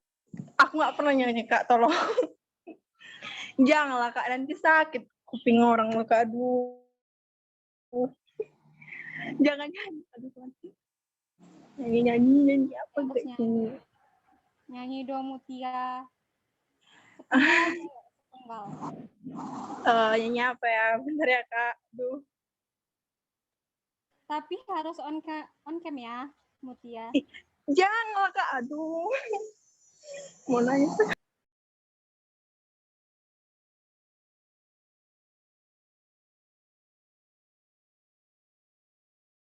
Ayo dong. Banyak loh yang mau dengar suara Mutia. Nggak masalah kalau bagus. Ada Caleb, ada Josephine juga. Ayo, berani yuk. Kayak aja mempermalukan diri. Enggak. Ini apa Kak? Aduh, cocok aja bentar ya Kak. Bebas. Lagu kesukaanmu aja. Sepenggal aja, yuk. Gue apa ya? Tunggu dulu. Ini Kak Sri dulu yuk Kak, yang lebih dewasa dulu. Aduh. Jalan Nit, gantilah Nit. Hukumannya Nit, aduh parah ini. Sri, kau kan pintarnya nyanyi. Ayolah, mulailah dari Sri aja dulu, yuk.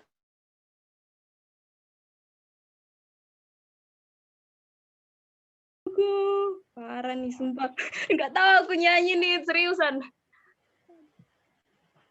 Aduh, jadi kayak mana nih Sri? Tapi setauku kau pintar loh nyanyi. Jangan malu-malu lah. Ayo Sri. Atau enggak Sri sama Mutia nyanyi sama gitu. Kompromi dulu lagunya apa. Ayo, cuman sepenggal aja kok.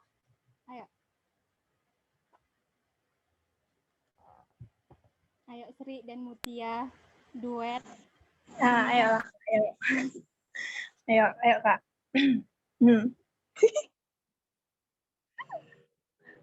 Udah. Ayo Kak Sri. Mama. Man Kak Sri tadi. Hadir diri. Ayo Kak. Nyanyi apa ya? Nyanyi. Nyanyi lagu rohani yang kalian tahu berdua juga boleh. Oh, atau nyanyi yang lagu anak-anak juga boleh, terserah sih. Lagu rohani harus ya Kak? Bebas mood. Atau enggak coba Lydia contohkan. Lydia mana nih? Lydia Purba ya?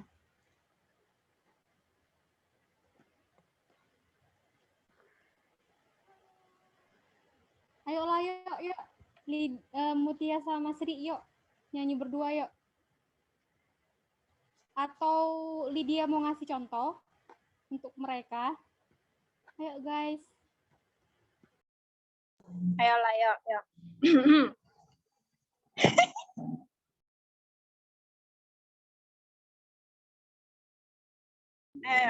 Maaf ya Kak, Reco. Oh iya. Ayo. Potong bebek angsa aja lah ya Kak, biar kayak bahagia. Ya terserah, sama Sri juga boleh. Sepenggal ya kan? Oke. Ayo Kak Sri, 1, 2, 3 ya. Potong bebek angsa. Masa dikuali. Setelah Kak, kan sepenggal itu. Oh ya. Udah, oke. Sri belum ada ngomong sih. Sri nggak ada nyanyi, aku nggak dengar. Aigo, parah nih. Ayo, Mutia sama Sri ulangi lagi nyanyi lagunya Sepenggal. Ayo, biar kita lanjut guys. Iya dah yuk. 1, ayo Sri. 1, 2, 3. Potong bebek angsa.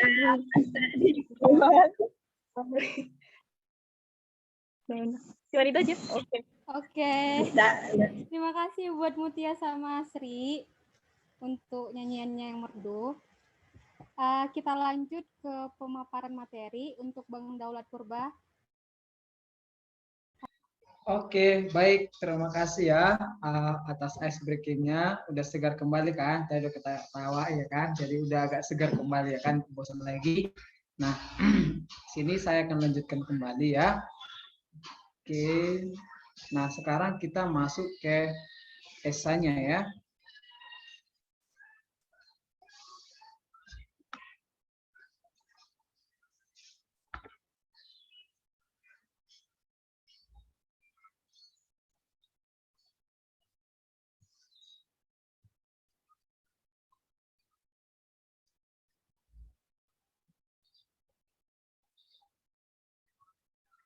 Nah, baik. Apa sih sebenarnya esai itu, Bang? Gitu kan. Jadi esai itu adalah sebuah tulisan yang menggambarkan opini si penulis bagaimana cara sudut pandang dia menyelesaikan suatu permasalahan, gitu kan. Jadi ibarat kata kalau esai itu adalah sebuah ungkapan pendapat yang ditawarkan oleh si penulis terhadap cara penyelesaian atau cara pemecahan suatu masalah yang menurut dia cara itu adalah cara paling efektif untuk mengatasi permasalahan tersebut, gitu ya kan. Nah, katanya esai itu juga sebuah komposisi prosa singkat, ya kan. Nah, yang terdiri dari pendahuluan, isi, dan penutup. Dan katanya juga esai itu adalah sebuah karangan prosa yang membahas suatu masalah secara sepintas menurut dari sudut pandang si penulisnya. Jadi kalau boleh dikatakan esai itu ibaratnya seperti pola pemikiran kita atau cara kita menyelesaikan suatu masalah. Seperti misalnya nih, kalau ada soal matematika, ya kan, nah boleh caranya banyak, ya kan, boleh caranya banyak, intinya masalah itu atau soal tersebut dapat dipecahkan. Itulah dia kalau esai. Tidak akan mungkin sama cara saya dengan si Sri ketika saya menyikapi suatu permasalahan. Seperti itulah esai, gitu kan. Berbeda mungkin dengan fisika gitu. Kalau fisika misalnya harus dengan rumus ini baru dapat hasilnya gitu. Nah, kalau di esai kalau menurut Sri cara ini adalah cara paling efektif, maka ya udah itu hak dia. Ya kalau memang itu benar dan terstruktur dan benar keadaannya, maka itu dikatakan benar gitu. Itu dia esai. Nah, kemudian ciri dari esai itulah berbentuk prosa, ya, karangan prosa yang singkat, ya kan, dan bersifat argumentatif. Artinya di sanalah kita, ya kan, kita sebagai si penulis, ya kan, atau kita sebagai content writer, di sana diminta untuk mampu mengolah kebahasaan, atau di sana kita dituntut mampu untuk menyusun kosa kata kita. Di sana kita diminta bagaimana cara kita menempatkan KBBI yang baik dan benar, atau di sana kita dituntut untuk memilah atau dipandai menggunakan diksi, ya kan. Nah, di sana juga esai itu juga katanya berisi kesan sesaat, artinya berisi cara pemecahan masalah yang singkat, ya kan. Nah, kemudian juga bahasa yang digunakan di sana adalah ragam bahasa atau ragam sastra, artinya di sana atau di esai itu bahasa yang digunakan itulah bahasa kepribadian, artinya tidak akan tidak seilmiah di karya tulis gitu. Tetapi kalau di esai itu dia cenderung kayak ibaratnya tergantung kita cara menyampaikannya gitu. Tergantung dari si gaya bahasa kita sendiri gitu. Ibaratnya tidak sama dengan gaya bahasa penulis yang lain gitu dia kalau esai. Ya. Nah, ini dia, esai itu dibagi menjadi 3 bagian ya, pendahuluan, isi, dan penutup. Nah, perlu juga teman-teman tahu bahwasanya di esai itu tidak ada abstrak, daftar isi, ya kan. Nah, kemudian juga tidak ada terlampiran, yang ada dia hanya 3 bagian saja. Latar belakang atau masalah yang disajikan, kemudian pembahasannya, lalu kesimpulannya gitu. Nah, subjeknya itu adalah tubuh esai itu harus menyampaikan seluruh informasi tentang apa yang sedang dibuat itu gitu, ya kan. Dan yang terakhir itu ketika kita sudah masuk di kesimpulan itu, kita memberikan ibaratnya ringkasan dari tubuh esai itu. Artinya apa yang menjadi keunggulan dari esai kita itu atau hal apa yang bisa dijawabnya, itulah yang kita buat di konklusinya atau di kesimpulannya. Itu dia. Nah, ini dia ya. Kalau di pendahuluan ya, berisi latar belakang yang mengidentifikasi subjek bahasa dan pengantar tentang subjek apa yang akan dinilai oleh penulis tersebut. Nah, si penulis nih udah tahu ini masalahnya. Jadi dia cari dulu tuh informasi-informasi mengenai permasalahan tersebut. Lalu disusunnya, dibuatnya menjadi sebuah tulisan gitu. Yang menurut dia itu masuk kategori di bagian masalah, gitu ya kan. Nah, di tubuh esai itu dia menyajikan seluruh informasi tentang subjek. Misalnya seperti nih, kalau ibarat kata di tubuh esai ini kita menyajikan informasi itu kalau seperti ibaratnya kita ambil contoh, kita mendefinisikan atau membuat ciri-cirinya. Misalnya kita melihat pohon, kita buat ciri-cirinya, di sana kita deskripsikan pohonnya. Misalnya pohon ini tingginya segini, dia termasuk dikotil, misalnya seperti itu. Dia termasuk berbunga, berbiji. Nah, proses-proses seperti itu yang kita jelaskan di sana gitu. Nah, yang terakhir di bagian akhir itu kita memberikan kesimpulan dengan menyebutkan kembali ide pokok dan ringkasan dari tugas esai, ya kan? Jadi di sana di kesimpulan itu kita tekankan lagi ide yang kita buat itu atau ide pokok yang kita tulis itu, artinya kita kuatkan lagi gagasan kita di sana. Kita kuatkan gagasan kita dari yang kita buat di tugas esai kita itu atau di pembahasan kita itu. Dan supaya ada benang merahnya dari awal sampai akhir. Itu maksudnya kenapa harus digagas lagi atau diperkuat lagi di kesimpulan, gitu dia. Nah, langkah-langkah dalam pembuatan esai teman-teman, yang pertama adalah harus punya ide dulu, ya kan? Nah, harus punya ide dulu dari tema atau topik yang diangkat oleh si instansi, ya kan? Jadi nih misalnya fakultas, biasanya fakultas pertanian sering itu membuat kompetisi esai gitu kan, pertanian USU gitu kan, atau misalnya FMIPA USU gitu. Nah, mereka udah angkat tema atau topik, ini temanya gitu. Nah, pasti akan ada subtema, ya kan? Ada subtema, ada bagian-bagian yang ingin diselesaikan dari ranah apa saja. Nah, lalu teman-teman sudah punya ide, ya kan? Lalu sudah punya ide, udah punya apa yang mau dituangkan di sana, sudah tahu nih, udah punya bahan juga gitu kan, udah punya referensi gitu. Lalu teman-teman buat dulu outline. Outline teman-teman udah pasti tahu kan, garis-garis besar ide yang akan apa saja teman-teman tulis. Misalnya permasalahannya tuh ini. Tulis saja dulu permasalahannya, gitu kan. Lalu step itu solusi terdahulu, ini, jabarkan dulu. Lalu solusi yang ditawarkan si penulis, ini. Nah, kalau bisa di solusi yang kamu tawarkan itu atau solusi yang teman-teman tawarkan itu, buat analisis SWOT-nya supaya teman-teman tahu menutupi ancaman dan menutupi kekurangan ide teman-teman. Ya, buat analisis SWOT-nya. Tetapi kalau masih belum bisa membuat analisis SWOT, tidak masalah. Nanti belajar lagi bagaimana cara membuat analisis SWOT. Nah, tetapi boleh juga teman-teman di sana hanya menjelaskan ide-ide si penulis terlebih dahulu, lalu kekurangan idenya itu yang teman-teman tutupi dengan ide yang teman-teman tawarkan. Itu juga sudah bagus sebenarnya. Tetapi mari saya ajak lagi kenapa harus buat pakai analisis SWOT supaya jauh lebih unggul gitu, supaya jauh lebih menarik gitu kan, supaya lebih enak kitanya nanti gitu. Jadi kita pun bisa agak sedikit songong gitu. Ibaratnya lengkap punya kita itu gitu. Dari awal sampai habis itu walaupun hanya 3 lembar tetapi lengkap, komplit, ibaratnya kayak ini ayam komplit, di sana semua ada gitu, ibaratnya seperti itu ya. Nah, kemudian menuliskan pendapat kita sebagai penulis dengan kalimat yang singkat dan jelas. Jadi ibaratnya teman-teman, di esai itu kita lebih dituntut menggunakan kata-kata kita sendiri. Pengolahan bahasa kita sendiri yang dituntut jauh lebih banyak. Kalaupun mungkin teman-teman membaca referensi dari jurnal atau buku atau dari karya orang lain sebelumnya, boleh teman-teman rangkum, lalu teman-teman pindahkan ke karya teman-teman menggunakan bahasa sendiri. Jangan diangkat mentok-mentok seperti kutipan deskripsi, tidak boleh kalau di esai. Ya, jadi harus diolah dulu dia. Diambil summary-nya atau ringkasannya atau conclusion-nya, baru diketikkan kembali gitu. Apa yang ingin diperlukan di sana gitu. Nah, lalu menulis tubuh esai, ya, menulis tubuh esai artinya di sana kita menyusun esai itu dari pendahuluannya, apa yang kita tulis, misalnya Indonesia adalah negara bahari dengan kepulauan seperti ini. Nah, misalnya seperti itu kan. Lalu nanti teman-teman juga ketika menyajikan masalah itu, yang bagus itu adalah menyajikan masalah dari umum ke khusus. Artinya jabarkan dulu masalah nasionalnya, lalu ke masalah khususnya gitu. Masalah khusus yang mau teman-teman selesaikan gitu. Ya. Nah, mungkin masalah yang didapat itu atau masalah khusus yang dapat itu melalui wawancara juga boleh, jabarkan saja. Berdasarkan hasil wawancara atau observasi yang dilakukan oleh penulis, nah dapat dijabarkan begini-begini. Jabarkanlah di sana masalah-masalahnya, ya kan? Nah, kemudian buatlah beberapa subtema pembahasan. Selanjutnya kembangkan subtema yang kita buat sebelumnya gitu. Artinya teman-teman lihat dulu dari masalah yang teman-teman angkat, kira-kira ke subtema mana paling lebih banyak masalahnya bisa diatasi. Apakah ke kesehatan, ke ekonomi, ataukah bahkan ke pendidikannya.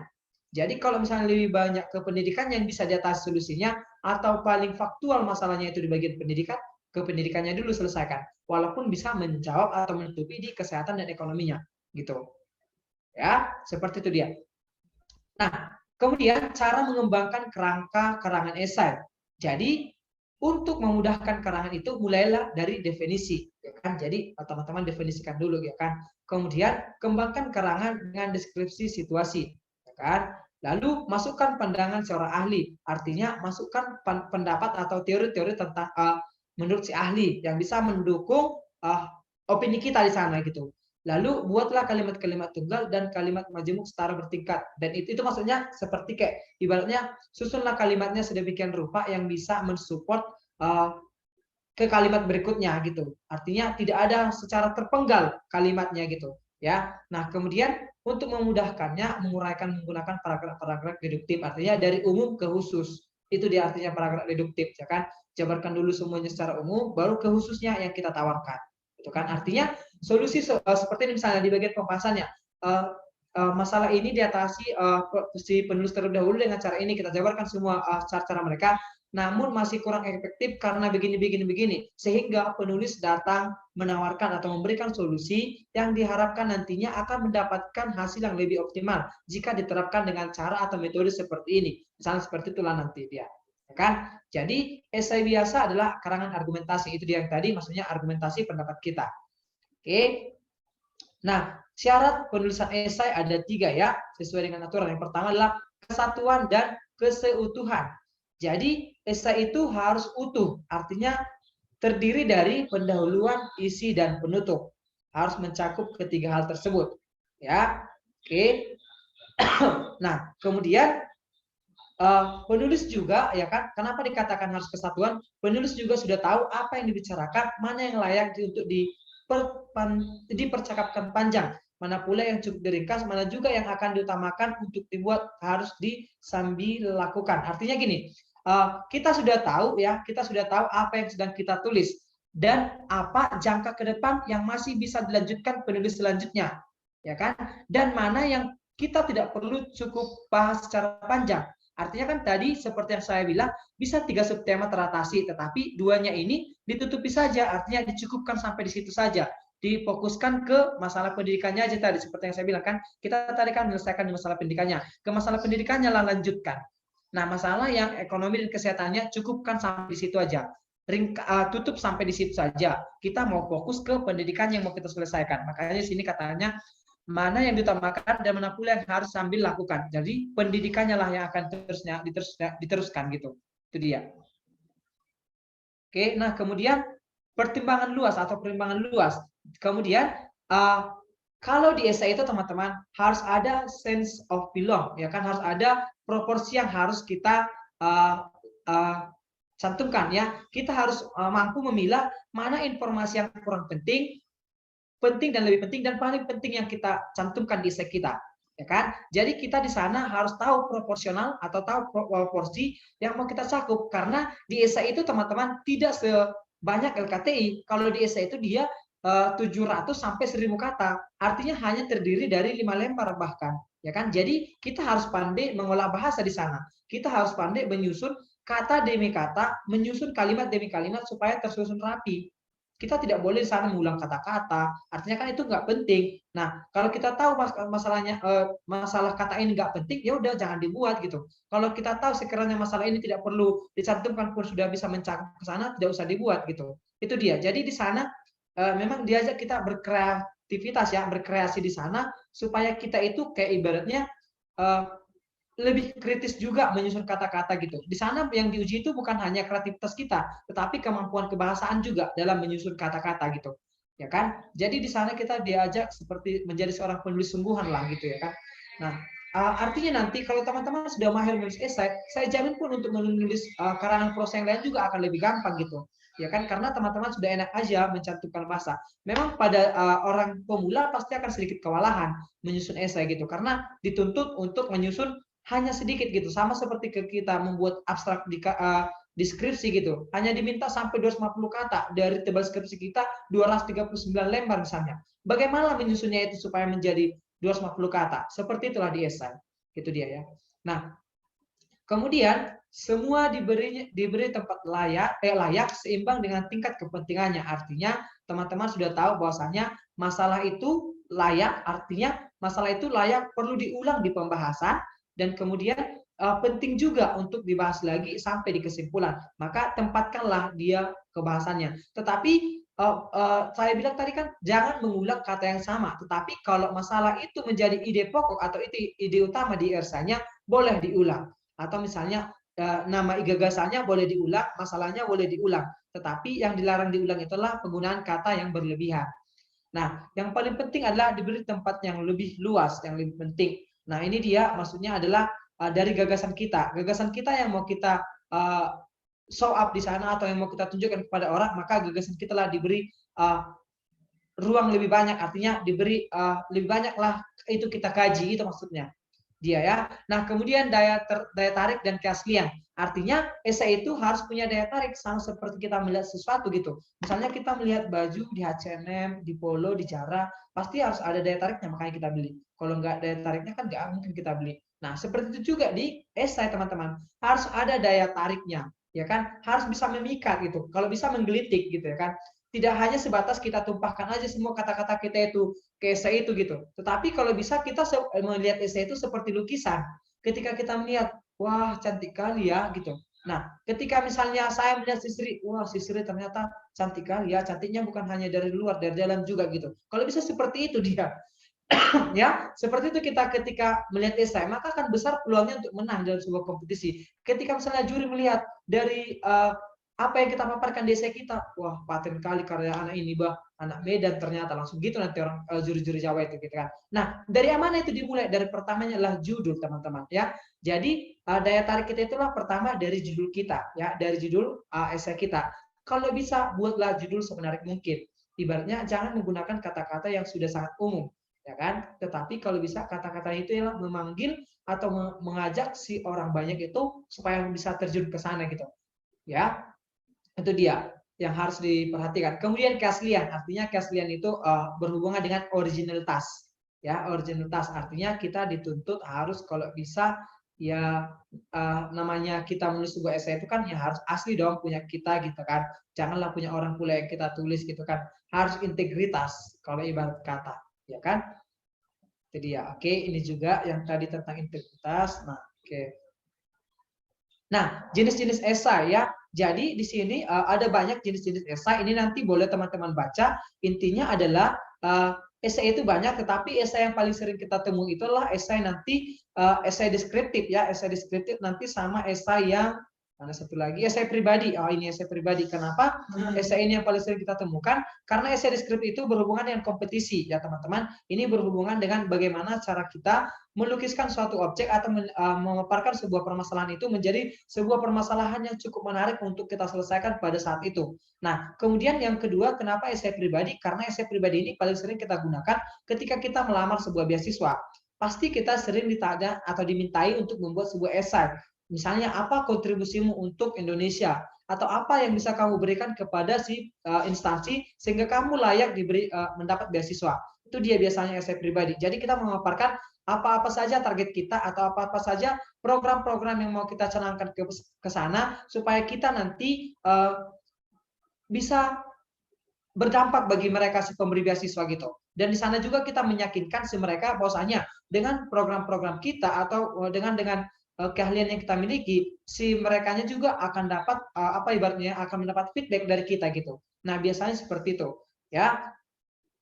Itu dia masalah esai yang dua tadi. Nah, kalau esai kritik ini biasanya kita di sosial media sih lebih banyak kita mengkritik, kita memberikan komentar-komentar terhadap postingan atau kita memberikan masukan terhadap konten orang-orang gitu. Itu sih biasanya esai kritik. Nah, di sini saya akan memberikan tips memenangkan lomba esai adalah jadi dari yang saya alami ya, mungkin ada sekitar beberapa puluh kali saya mengikuti kompetisi esai, ada juga yang gagal, ada juga yang juara ya kan. Jadi di sini adalah saya kasih tips yang menurut saya adalah hal yang harus kita pertimbangkan juga ketika kita mengikuti sebuah kompetisi adalah yang pertama itu adalah dari judul yang menarik atau ide yang menarik ya kan. Jadi teman-teman cobalah beranggapan kalau memang orang mengatakan cara pandangnya melihat seseorang itu don't judge book by cover. Nah, kalau di esai itu harus menjudge dari cover dulu gitu. Artinya bungkuslah suatu tulisan itu, suatu esai itu dengan sedemikian rupa supaya kita bisa tertarik terhadapnya gitu. Tidak akan mungkin saya jatuh cinta misalnya sama si Mutia kalau dia nggak good looking gitu kan. Kalau tidak ada sesuatu yang menarik dari dia. Kalau dia hanya biasa-biasa saja, saya nggak akan tertarik gitu kan. Itu dia. Jadi ibaratnya kalau di esai itu buat judul yang menarik. Misalnya berupa singkatan atau berupa apa gitu. Nah, saya pernah membuat sebuah tulisan yang agak sedikit saya juga bingung juga sih kenapa bisa dulu mengangkat judul itu. Itu saya bawa ketika saya lomba di Undip di Semarang. Nah, saya buat judulnya Mantu Idaman gitu. Nah, di situ si dewan juri bertanya gitu kan, sebelum saya presentasi gitu, sebelum saya sama tim presentasi, si dewan juri bertanya, nah maksud dari mantu idaman ini apa ya kira-kira gitu. Jadi, nah dengan kita memancing seperti itu gitu kan, dengan kita memberikan gambar seperti itu, pasti orang itu akan kepo gitu kan, apa pasti mereka di sana kita sudah berhasil meracuni pikirannya gitu supaya terjun ke apa yang kita buat gitu kan. Nah, walaupun pada akhirnya nanti mereka setelah kita presentasikan, oh ternyata maksudnya ini gitu. Nah, dengan seperti itu mereka sudah ikut masuk ke dalam kita gitu. Nah, dengan masuknya mereka ke dalam kita, maka itu menjadi nilai plus bagi kita gitu ya. Jadi sebenarnya arti dari mantu idaman itulah masker anti ngantuk dan nyaman sebenarnya yang saya buat itu gitu. Nah, seperti itu ya teman-teman. Atau misalnya boleh teman-teman juga singkat seperti yang saya buat tadi, ATM, atau misalnya COD, Cluster of Dream. Banyak sebenarnya judul-judul yang saya buat itu judul-judul singkatan yang bisa memicu atau meningkatkan daya tarik si dewan juri terhadap karya yang saya tulis gitu. Nah, kemudian mengikuti tema teman-teman. Ini menjadi sering kesalahan ya. Ini sebenarnya masalah administrasi ya kan. Tema yang diangkat panitia itu misalnya mereka ingin menyelesaikan di bidang teknologi. Jangan pula kita larinya nanti ke yang lain-lain gitu kan. Jadi ikuti, baca apa yang menjadi tema dari mereka. Ya kan? Apa yang menjadi si tema si yang diharapkan oleh si penyelenggara gitu, sama seperti PKM gitu kan. Nah, kalau PKM mungkin temanya boleh dibebaskan, tetapi ikutilah administrasi di penulisannya gitu. Karena sesungguhnya administrasi itu menjadi hal yang paling perlu gitu kan. Untuk ngurus SIM juga kita perlu administrasi, untuk mengurus yang lain pun di KRS pun di kampus kita perlu administrasi gitu kan. Untuk mengurus UKT pun kita perlu administrasi. Maka di kompetisi juga kita perlu administrasi. Maka ikutilah administrasinya gitu ya. Nah, kemudian mengikuti TOR atau ketentuan panitia, misalnya kalau dibilang hanya 7 lembar, ya udah 7 lembar, jangan sampai 8 atau 8,5, jangan. Ikutilah apa yang menjadi ketentuan-ketentuannya. Karena pertama sekali teman-teman, dewan juri itu atau si penyelenggara itu akan memeriksa terlebih dahulu kelengkapan administrasi. Nanti masalah ide dan masalah tips penyampaiannya itu akan dilihat dari belakang. Itu pada saat presentasi. Makanya teman-teman, nilai yang paling plus itu adalah di administrasi dulu. Kalau kita lulus administrasi, maka lanjut ke tahap selanjutnya. Sama seperti seleksi CPNS. Kalau kita nggak lulus administrasi, kita nggak bisa lulus ke SKD. Kan gitu. Maka usahakan tahap pertama dulu lolos kalau mau ingin ke tahap selanjutnya. Gitu dia kan.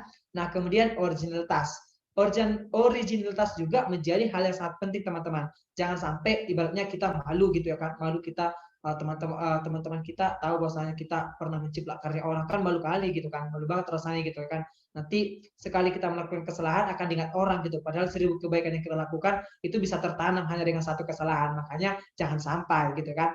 Nah, kemudian kebermanfaatan. Nah, jauh teman-teman juga lebih berharga karya yang kita tulis itu jikalau ada manfaatnya walaupun tidak menang pada kompetisi ya. Nah, mungkin teman-teman ketika sudah selesai presentasi dewan juri, pasti tuh dewan juri memberikan pertanyaan dan masukan. Nah, dari situ kan teman-teman bisa memperbaiki atau merevisi karyanya. Nah, jadi kalau teman-teman ingin menulisnya atau ingin mempublikasikannya kan boleh. Nah, itu kalau orang-orang lain bisa membacanya atau mendapatkan informasi dari sana, itu bisa bermanfaat. Itu juga sudah dikatakan berhasil menulis esai. Jadi, yang dikatakan berhasil menulis esai itu tidak harus yang harus menang dulu dalam sebuah kompetisi. Itu dia teman-teman. Ya, jadi intinya adalah esai itu adalah sebuah tulisan yang kita tulis atau kita sajikan bagaimana cara kita menyajikan supaya orang tertarik dengan kita atau bagaimana cara kita menampilkan diri kita, ya kan, menampilkan diri kita, karena sesungguhnya esai itu kalau kita tuliskan menjadi sebuah tulisan itu sama seperti kita menampilkan diri kita kepada orang banyak. Artinya bagaimana supaya kita terlihat enak dilihat oleh orang banyak atau bagaimana supaya kita bisa menarik perhatian orang banyak, seperti itulah cara kita menyajikan sebuah tulisan esai. Oke, itulah dulu materi yang bisa saya sampaikan hari ini. Intinya adalah mari memulai ya, jangan pernah takut gagal, mari mencoba ya kan. Kalaupun mungkin sekarang ini belum punya ide untuk menulis esai atau masih agak sedikit buta dengan esai, tidak apa-apa, nanti akan panitia nanti akan sudah saya berikan semalam buku-buku judul-judul karya esai yang sudah menang, yang sudah dibukukan, boleh dibaca-baca. Dari situ nanti pasti akan teman-teman memunculkan ide. Dan dari cara itu nanti teman-teman bisa dapat pesan banyak bagaimana cara menuliskan esai yang baik dan benar. Di situ memang bukan hanya sebatas esai ilmiah, tetapi ada juga esai populer gitu ya. Boleh nanti teman-teman baca atau nanti panitia akan nge-share kepada teman-teman peserta webinar hari ini. Oke, mungkin cukup sekian yang bisa saya sampaikan. Kurang dan lebihnya saya mohon maaf. Saya kembalikan kepada MC. Terima kasih untuk Bang Daulat untuk pemaparan materinya yang sangat bermanfaat bagi kami untuk boleh menulis esai dengan baik nantinya. Teman-teman, kita masuk ke sesi tanya jawab yang kedua. Untuk teman-teman yang memiliki pertanyaan, boleh langsung unmute atau menulis di kolom chat. Dan kembali lagi aku mengingatkan, teman-teman boleh mengisi link absen yang telah diberikan oleh panitia dan juga mengisi link kuesioner yang telah diberikan juga oleh panitia supaya teman-teman isi.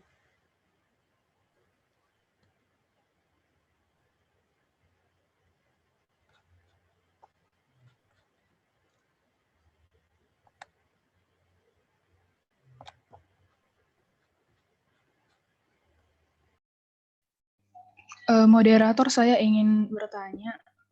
Oh, boleh, Lid. Perkenalkan, nama saya Lidi Lumben Gaol. Saya ingin bertanya kepada Bang Daulat Purba. Untuk judul esai, apakah harus sesuai KBBI atau bebas kita buat semenarik mungkin tanpa harus mengikuti struktur bahasa yang baku, Bang? Terima kasih. Boleh dijawab, Bang. Oke, baik. Terima kasih atas pertanyaannya ya. Nah, kalau di esai ketika kita ingin membuat sebuah judul ya, itu kita boleh menggunakan judul yang menarik.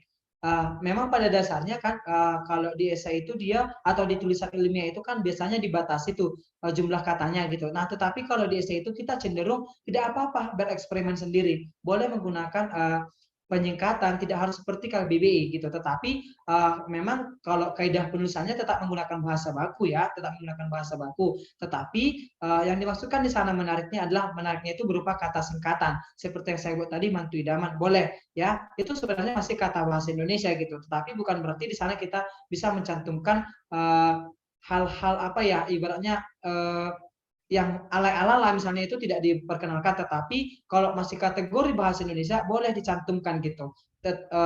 Tetapi seperti tingkatan di KBBI atau kata-katanya masih harus ada tetap dalam KBBI, tetapi kalau kata-kata ala tidak diperkenankan. Nah, intinya boleh kalau di esai itu diperkenankan bebas berekspresi pada intinya gitu sih.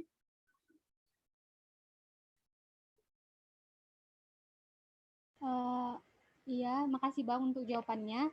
Untuk Lydia, boleh merespon? Oh iya Bang, berarti nggak apa-apa ya Bang kalau misalnya ini singkatan tadi nggak apa-apa ya Bang?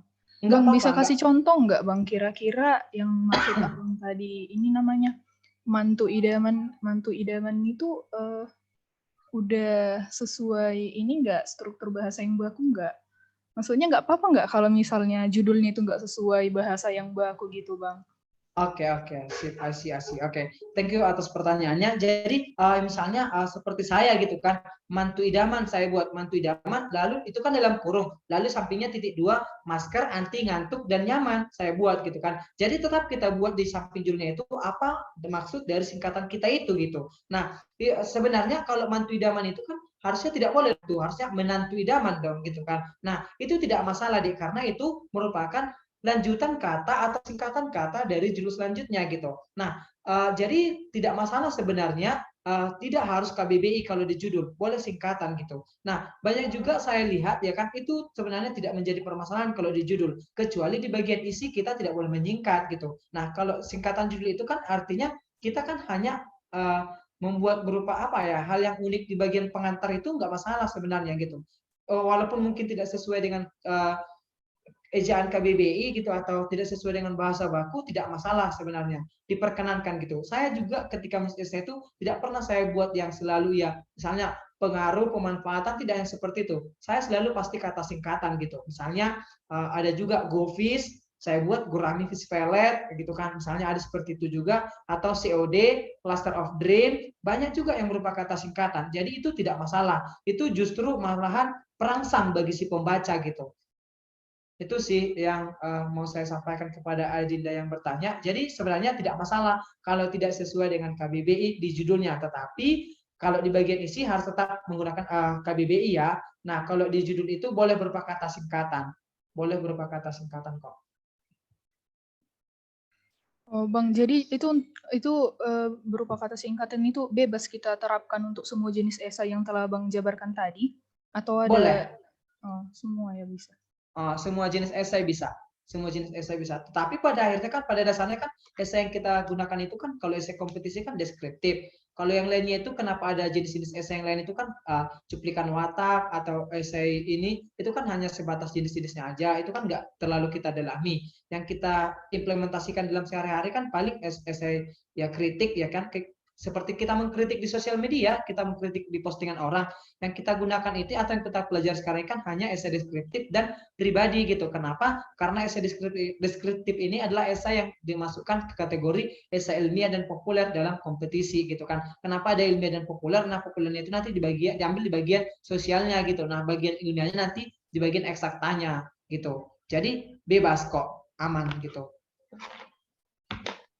Oke Bang, makasih ya Bang. Oke, sama-sama.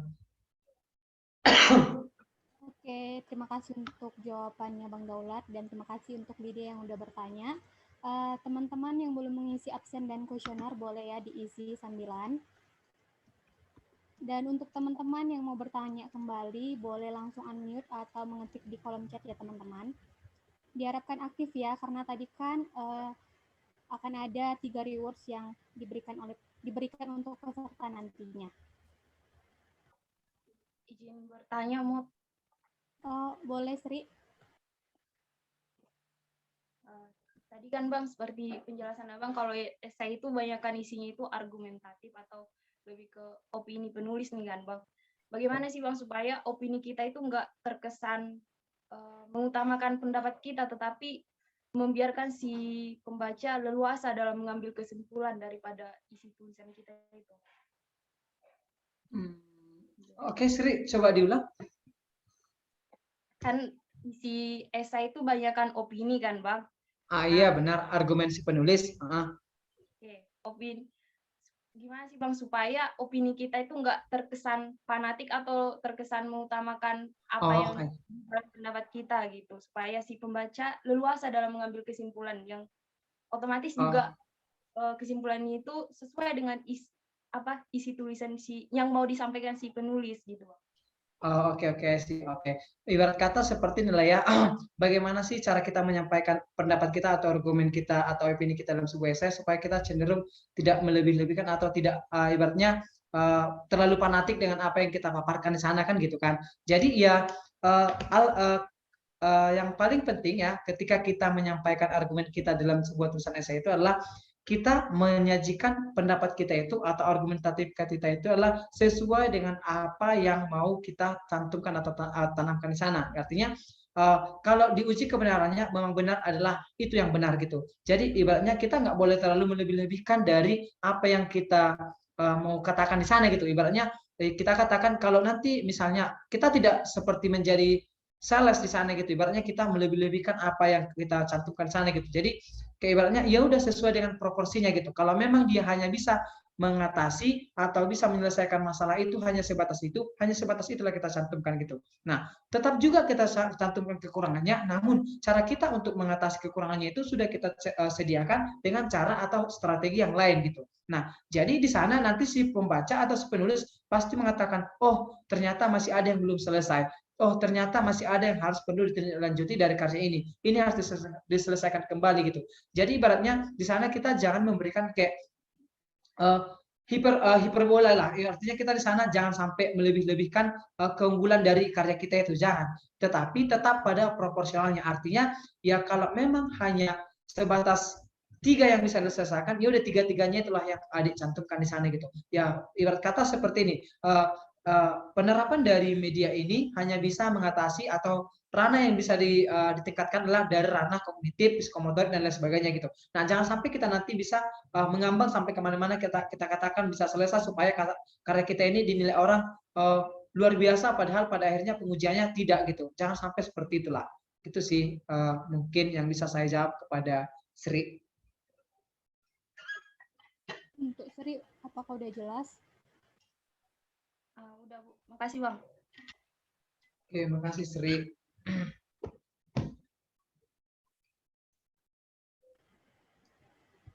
Untuk teman-teman yang mau bertanya, boleh ya untuk unmute langsung atau mengetik di kolom chat kita. Dan untuk teman-teman yang belum mengisi link absen dan kuesioner boleh ya, tapi untuk peserta aja. Pengurus nggak usah ya.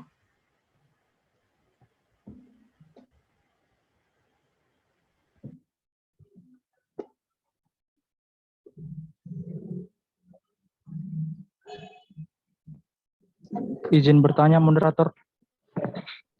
Boleh ya.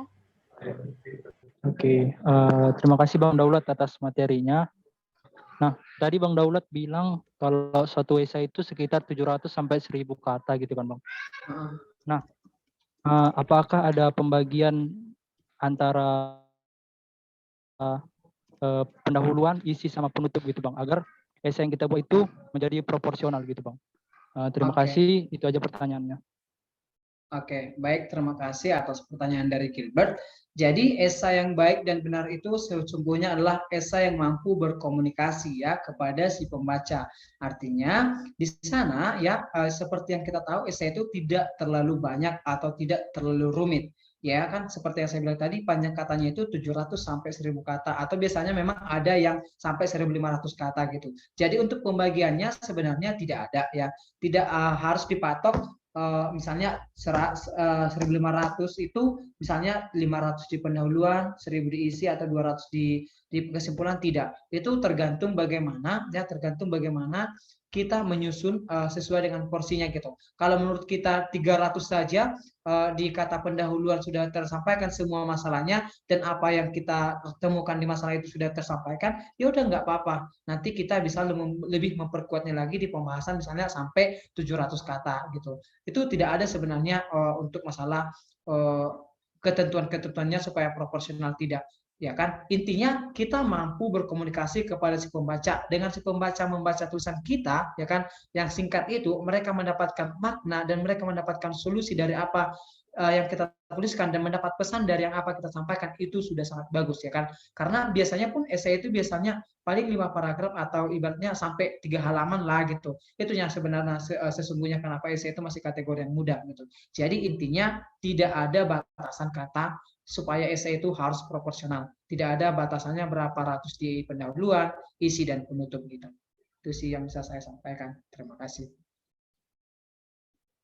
Untuk Gilbert, apakah udah jelas? Udah jelas. Terima kasih ya Bang Daulat. Terima kasih ya Gilbert.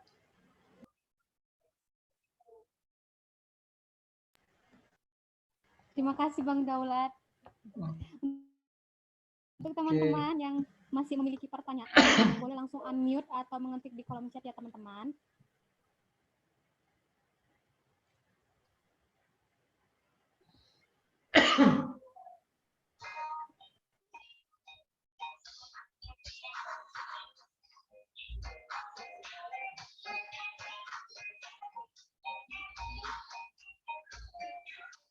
Aku juga mengingatkan kembali untuk teman-teman yang belum mengisi link kuesioner atau anketnya, link kuesioner atau absen boleh diisi ya teman-teman. Diharapkan untuk kita aktif bertanya ya, karena akan ada nanti sertifikat serta hadiah menarik untuk satu peserta yang aktif bertanya. Ayo teman-teman untuk aktif. Amin bisa? Iya Bang. Jadi gini, oke ya. Jadi nanti supaya teman-teman juga sedikit membantu, nanti akan ada di share katanya sama Bang Panitia ya mengenai tugas kita setelah ini. Jadi sedikit juga di sini nanti akan saya ingatkan juga ya, di sini di esai yang mau kalian kerjakan nanti sudah saya buat juga sebenarnya ketentuan-ketentuannya ya. Boleh nanti kalian lihat juga, ini tugasnya yang saya buat ya. Di sini nanti teman-teman sudah mudah ya. Tetapi di sini teman-teman yang saya di temanya itu hanya satu yang saya ambil gitu ya, hanya masalah pendidikan. Jadi di sini nggak saya buat subtema. Jadi walaupun mungkin teman-teman anak ekonomi ya kan, anak ekonomi semuanya dari fakultas ekonomi mungkin ya. Jadi di sini yang mau diselesaikan itu adalah hanya dari bagian pendidikannya, tugas yang saya berikan gitu. Nah di sini juga formatnya sudah saya buat ya. Jadi nanti teman-teman boleh mengikuti dari format ya. Kemudian juga ini juga sudah saya buat ketentuan-ketentuannya supaya memudahkan teman-teman nanti mengerjakan tugasnya ya. Jadi supaya barangkali nanti ada yang mau ditanya dari tugasnya, atau barangkali teman-teman nanti pada saat pengerjaan tugas ada yang bingung, boleh dijapri, jangan segan-segan ya. Atau nanti misalnya ketika seminar ini ada pertanyaan yang sebenarnya ingin ditanya tetapi masih malu-malu ya kan karena didengar oleh orang banyak, boleh nanti ditanya ya teman-teman. Itu saja sih sebenarnya pesan dari saya. Malah barangkali ada yang canggung bertanya sekarang gitu kan, maka saya ingatkan gitu.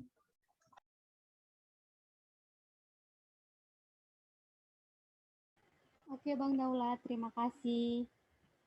Apakah ada teman-teman yang mau memberikan pertanyaan kembali kepada Bang Daulat?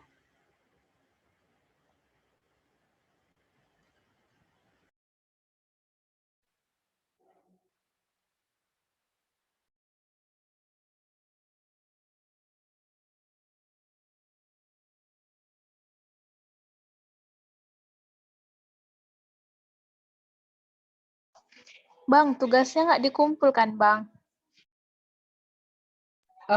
Tugasnya dikumpul sama panitia, tugasnya dikumpul sama panitia. Kan nanti akan ada kata panitia satu karya terbaik ya, satu karya terbaik yang akan diberikan reward sama panitia. Berarti semua tugasnya harus dikumpul dong. Dan nanti kalau bisa akan abang benar koreksi atau benar-benar di kurator. Kalau bisa nanti judulnya menarik, kenapa nggak diikutkan ke kompetisi? Kita bisa lanjut ke tahap berikutnya. Artinya ada output dari kegiatan kita hari ini, anak-anak dari kampus konser, kampus corner, kampus konser bisa mengikuti sebuah dari kampus konser bisa mengikuti sebuah kompetisi, kenapa tidak kan? Atau bisa tulisannya kita publikasi di di media sosial kan bisa jauh lebih bagus kan? Artinya ada output dari kegiatan kita, jangan hanya sebatas seminar doang atau pelatihan doang gitu. Maka saya harapkan semua mengerjakan, mau pengurus mau peserta semualah mengerjakan ya kan. Kalau ada nanti kompetisi yang judul sama temanya pas, mari kita daftarkan, kan gitu bisa. Untuk Grace, apakah udah jelas? Oh gitu ya. Kasih ya Bang. Oke Dek Grace, semangat ya Grace, jangan loyo ya. Nggak puasa kan Grace, makanya loyo. Apa puasa? Nggak apa-apa Bang, hari pertama udah dikasih tugas. Kan tugas pengerjaannya selama 1 minggu, kan lama. Itu bisa siap 2 hari. Cepat itu Bang.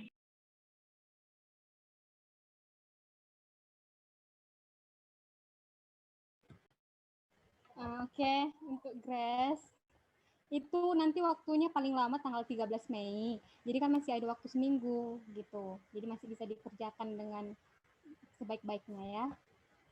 Iya, nanti kalau misalnya Grace ada kebingungan atau ada kewalahan gitu kan, atau barangkali ada masih yang ingin ditanya-tanya mengenai esai, nggak apa-apa, boleh dijapri kan, atau ditanya-tanya gitu.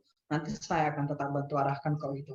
Pokoknya ibaratnya jangan sampailah kita sia-sia gitu kan, sampai 2 jam di depan laptop, di depan handphone hari ini, tetapi output yang kita dapatkan tidak ada gitu ya. Kalau bisa saya berharap lah, kalaupun nggak 100% ya Pinomat 50% dari anak kampus konser bisalah mengetahui bagaimana cara membuat esai yang baik dan benar. Karena saya lihat juga postingan-postingan di Instagram gitu kan, dan bahkan ada juga alumni kampus konser yang sampai nge-DM saya gitu kan, nge-DM saya masalah ini. Berarti saya lihat juga postingan si beliau juga pernah mengadakan kompetisi di esai. Berarti kampus konser lah organisasi kampus konser merupakan organisasi kampus yang berdampak terhadap universitas. Berarti anak-anak kampus konser itulah anak-anak yang berintegritas dan mempunyai dampak terhadap universitas kan gitu. Itu dia maksudnya. Oke, terima kasih Bang. Untuk teman-teman yang masih mau nanti bertanya sama Bang Daulat, boleh di Japri yang masih bingung gitu. Boleh dong, boleh kan Bang? Boleh, sangat boleh ya, karena namanya kita sama-sama belajar, ya tidak se-expert itu kan, hanya sekali tatap muka bisa langsung semuanya terselesaikan kan bisa. Oke, jadi nggak masalah mau di chat kapan, tapi kalau misalnya belum saya balas, sabar gitu, mungkin masih lagi kerja atau apa, pasti saya akan balas, semua chat akan saya respon. Oke, terima Atau kasih, misalnya, Bang. atau misalnya karyanya udah siap nih hari Selasa, Bang, sebelum dikumpul ke panitia boleh bantu koreksi dulu nggak di mana letak kekurangannya, atau lihat dong masalahnya sudah urgent nggak gitu. Boleh, sangat boleh. Saya sangat welcome terhadap orang-orang yang mau belajar gitu kan, karena kita sama-sama belajar di sini ya kan, gitu ya. Oke Bang, terima kasih. Baiklah, kita selesai untuk sesi tanya jawab. Semoga materi yang telah dipaparkan oleh Bang Daulat boleh berguna bagi kita untuk menulis tugas kita dengan baik dan benar, dan boleh bermanfaat bagi kita semua. Untuk Bang Daulat, boleh kasih closing statement-nya. Oke, baik. Terima kasih. Closing statement dari saya atau penutup dari saya. Mari adik-adik saya, gitu kan, adik-adik saya dari kampus Konser. Kalau misalnya sekarang pun belum belum bisa menulis esai gitu kan, atau masih sampai sekarang masih ada kebingungannya, mari keluar dari zona nyaman. Kalau masih nyaman dengan dunia sekarang, mari cobalah keluar dari zona nyaman. Ingat kembali apa tujuan kita datang ke Medan, apa yang menjadi goal kita ke Medan, ya pastinya adalah belajar gitu kan. Kalaupun mungkin kamu bukan tipe orang yang ingin berprestasi lewat esai, boleh lewat yang lain gitu. Tetapi kalau ingin yang berprestasi lewat esai, mari sama-sama belajar, keluar dari zona nyaman, karena setiap apapun yang kita usahakan dan kita bawa ke dalam doa dan kita benar-benar sungguh mengerjakannya, percayalah, maka yakinlah usaha kita pasti akan sampai gitu. Jadi intinya adalah tetap semangat ya kan, selalu improve skillmu gitu kan, karena pada di masa sekarang ini skill yang paling diutamakan gitu. Jangan sampai kita kalah, dan kita khususnya kita gitu kan yang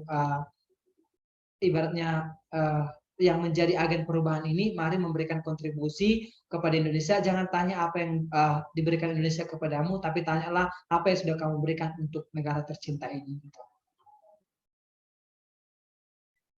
Oke Bang, terima kasih untuk closing statement yang luar biasa yang mengajarkan kami untuk boleh open minded dan respect terhadap lingkungan serta menjadi anak-anak muda yang berkontribusi bagi Indonesia.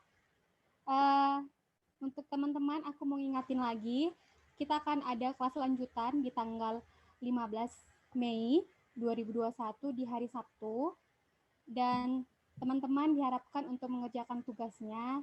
Jangan lupa itu tugasnya dikumpulkan paling maksimal di tanggal 13 Mei 2021, dikumpulkan kepada panitia ya teman-teman. Baiklah, kita sudah sampai ke akhir acara. Terima kasih untuk teman-teman yang sudah hadir dan udah ada sampai akhir acara ini. Saya ucapkan semoga ilmu pada hari ini benar-benar bisa kita aplikasikan dalam keseharian kita. Jangan hanya di hari ini aja gitu, tapi boleh kita lanjutkan terus sampai kita berkontribusi untuk Indonesia kita gitu. Baiklah, kita sebelum tutup dalam doa, aku mau bilang jangan live dulu, nanti ada sesi foto oleh panitia, diharapkan nanti jangan langsung keluar. Baiklah, kita akhiri acara kita ini, baiknya ditutup dengan doa yang dibawakan oleh panitia. Teman-teman, mari kita berdoa. Bapa yang baik, Bapa yang di surga, terima kasih Tuhan, Kau sudah menyertai acara kami dari awal hingga akhirnya Tuhan, semuanya berlangsung dengan baik. Ya Tuhan, biarlah ilmu yang sudah kami terima Tuhan dari Bang Daulat, boleh kami terima Tuhan, boleh kami berguna bagi kami dan juga bisa kami praktikan Tuhan di perusahaan kami selanjutnya. Ya Tuhan, berkatilah Bang Daulat Tuhan, biarlah dia semakin Kau pakai Tuhan, agar menjadi berkat bagi orang banyak Tuhan. Ya Tuhan, kami juga akan kembali bertemu minggu depan, kiranya Kau tetap sertai kami Tuhan, agar kami bisa bertemu dengan kondisi sehat dan sukacita. Terpujilah Tuhan, haleluya, amin. Baik, untuk teman-teman yang belum open cam, boleh dong di open cam, biar kita masuk ke sesi foto. Ada Lydia, ada Kak Elfri, ada Priscilla, ada Wasti, ada Bang Firma, ada Maria, ada Mutia, ada Jessica, ada Kak Elis, ada Kaleb, ada Elsapan. Ayo dong di open cam untuk sesi foto. Untuk panitia boleh ya diambil fotonya dan dikasih instruksinya. Oke. Ya. Silakan berpose teman-teman. 1, 2, 3. Oke, untuk slide yang pertama udah, sekarang slide yang kedua, sebentar ya. 1, 2, 3. Oke. Ini tangan kiri membentuk huruf C. Oke, 1, 2, 3. Oke, slide yang kedua. 1, 2, 3. Oke, kembalikan moderator. Oke, terima kasih teman-teman. Jangan lupa ya hadir di kelas menulis yang kedua di tanggal 15 Mei dan jangan lupa kerjakan tugasnya ya teman-teman. Terima kasih banyak untuk Bang Daulat. Oke, terima kasih untuk banyak. ilmunya. Terima kasih untuk semuanya. Salam sehat, salam sukses. Izin lab ya. Ya Bang, terima kasih. Terima kasih Bang. Terima kasih Bang. Terima kasih Bang. Thank you teman-teman semua. Teman-teman pengurus mungkin agak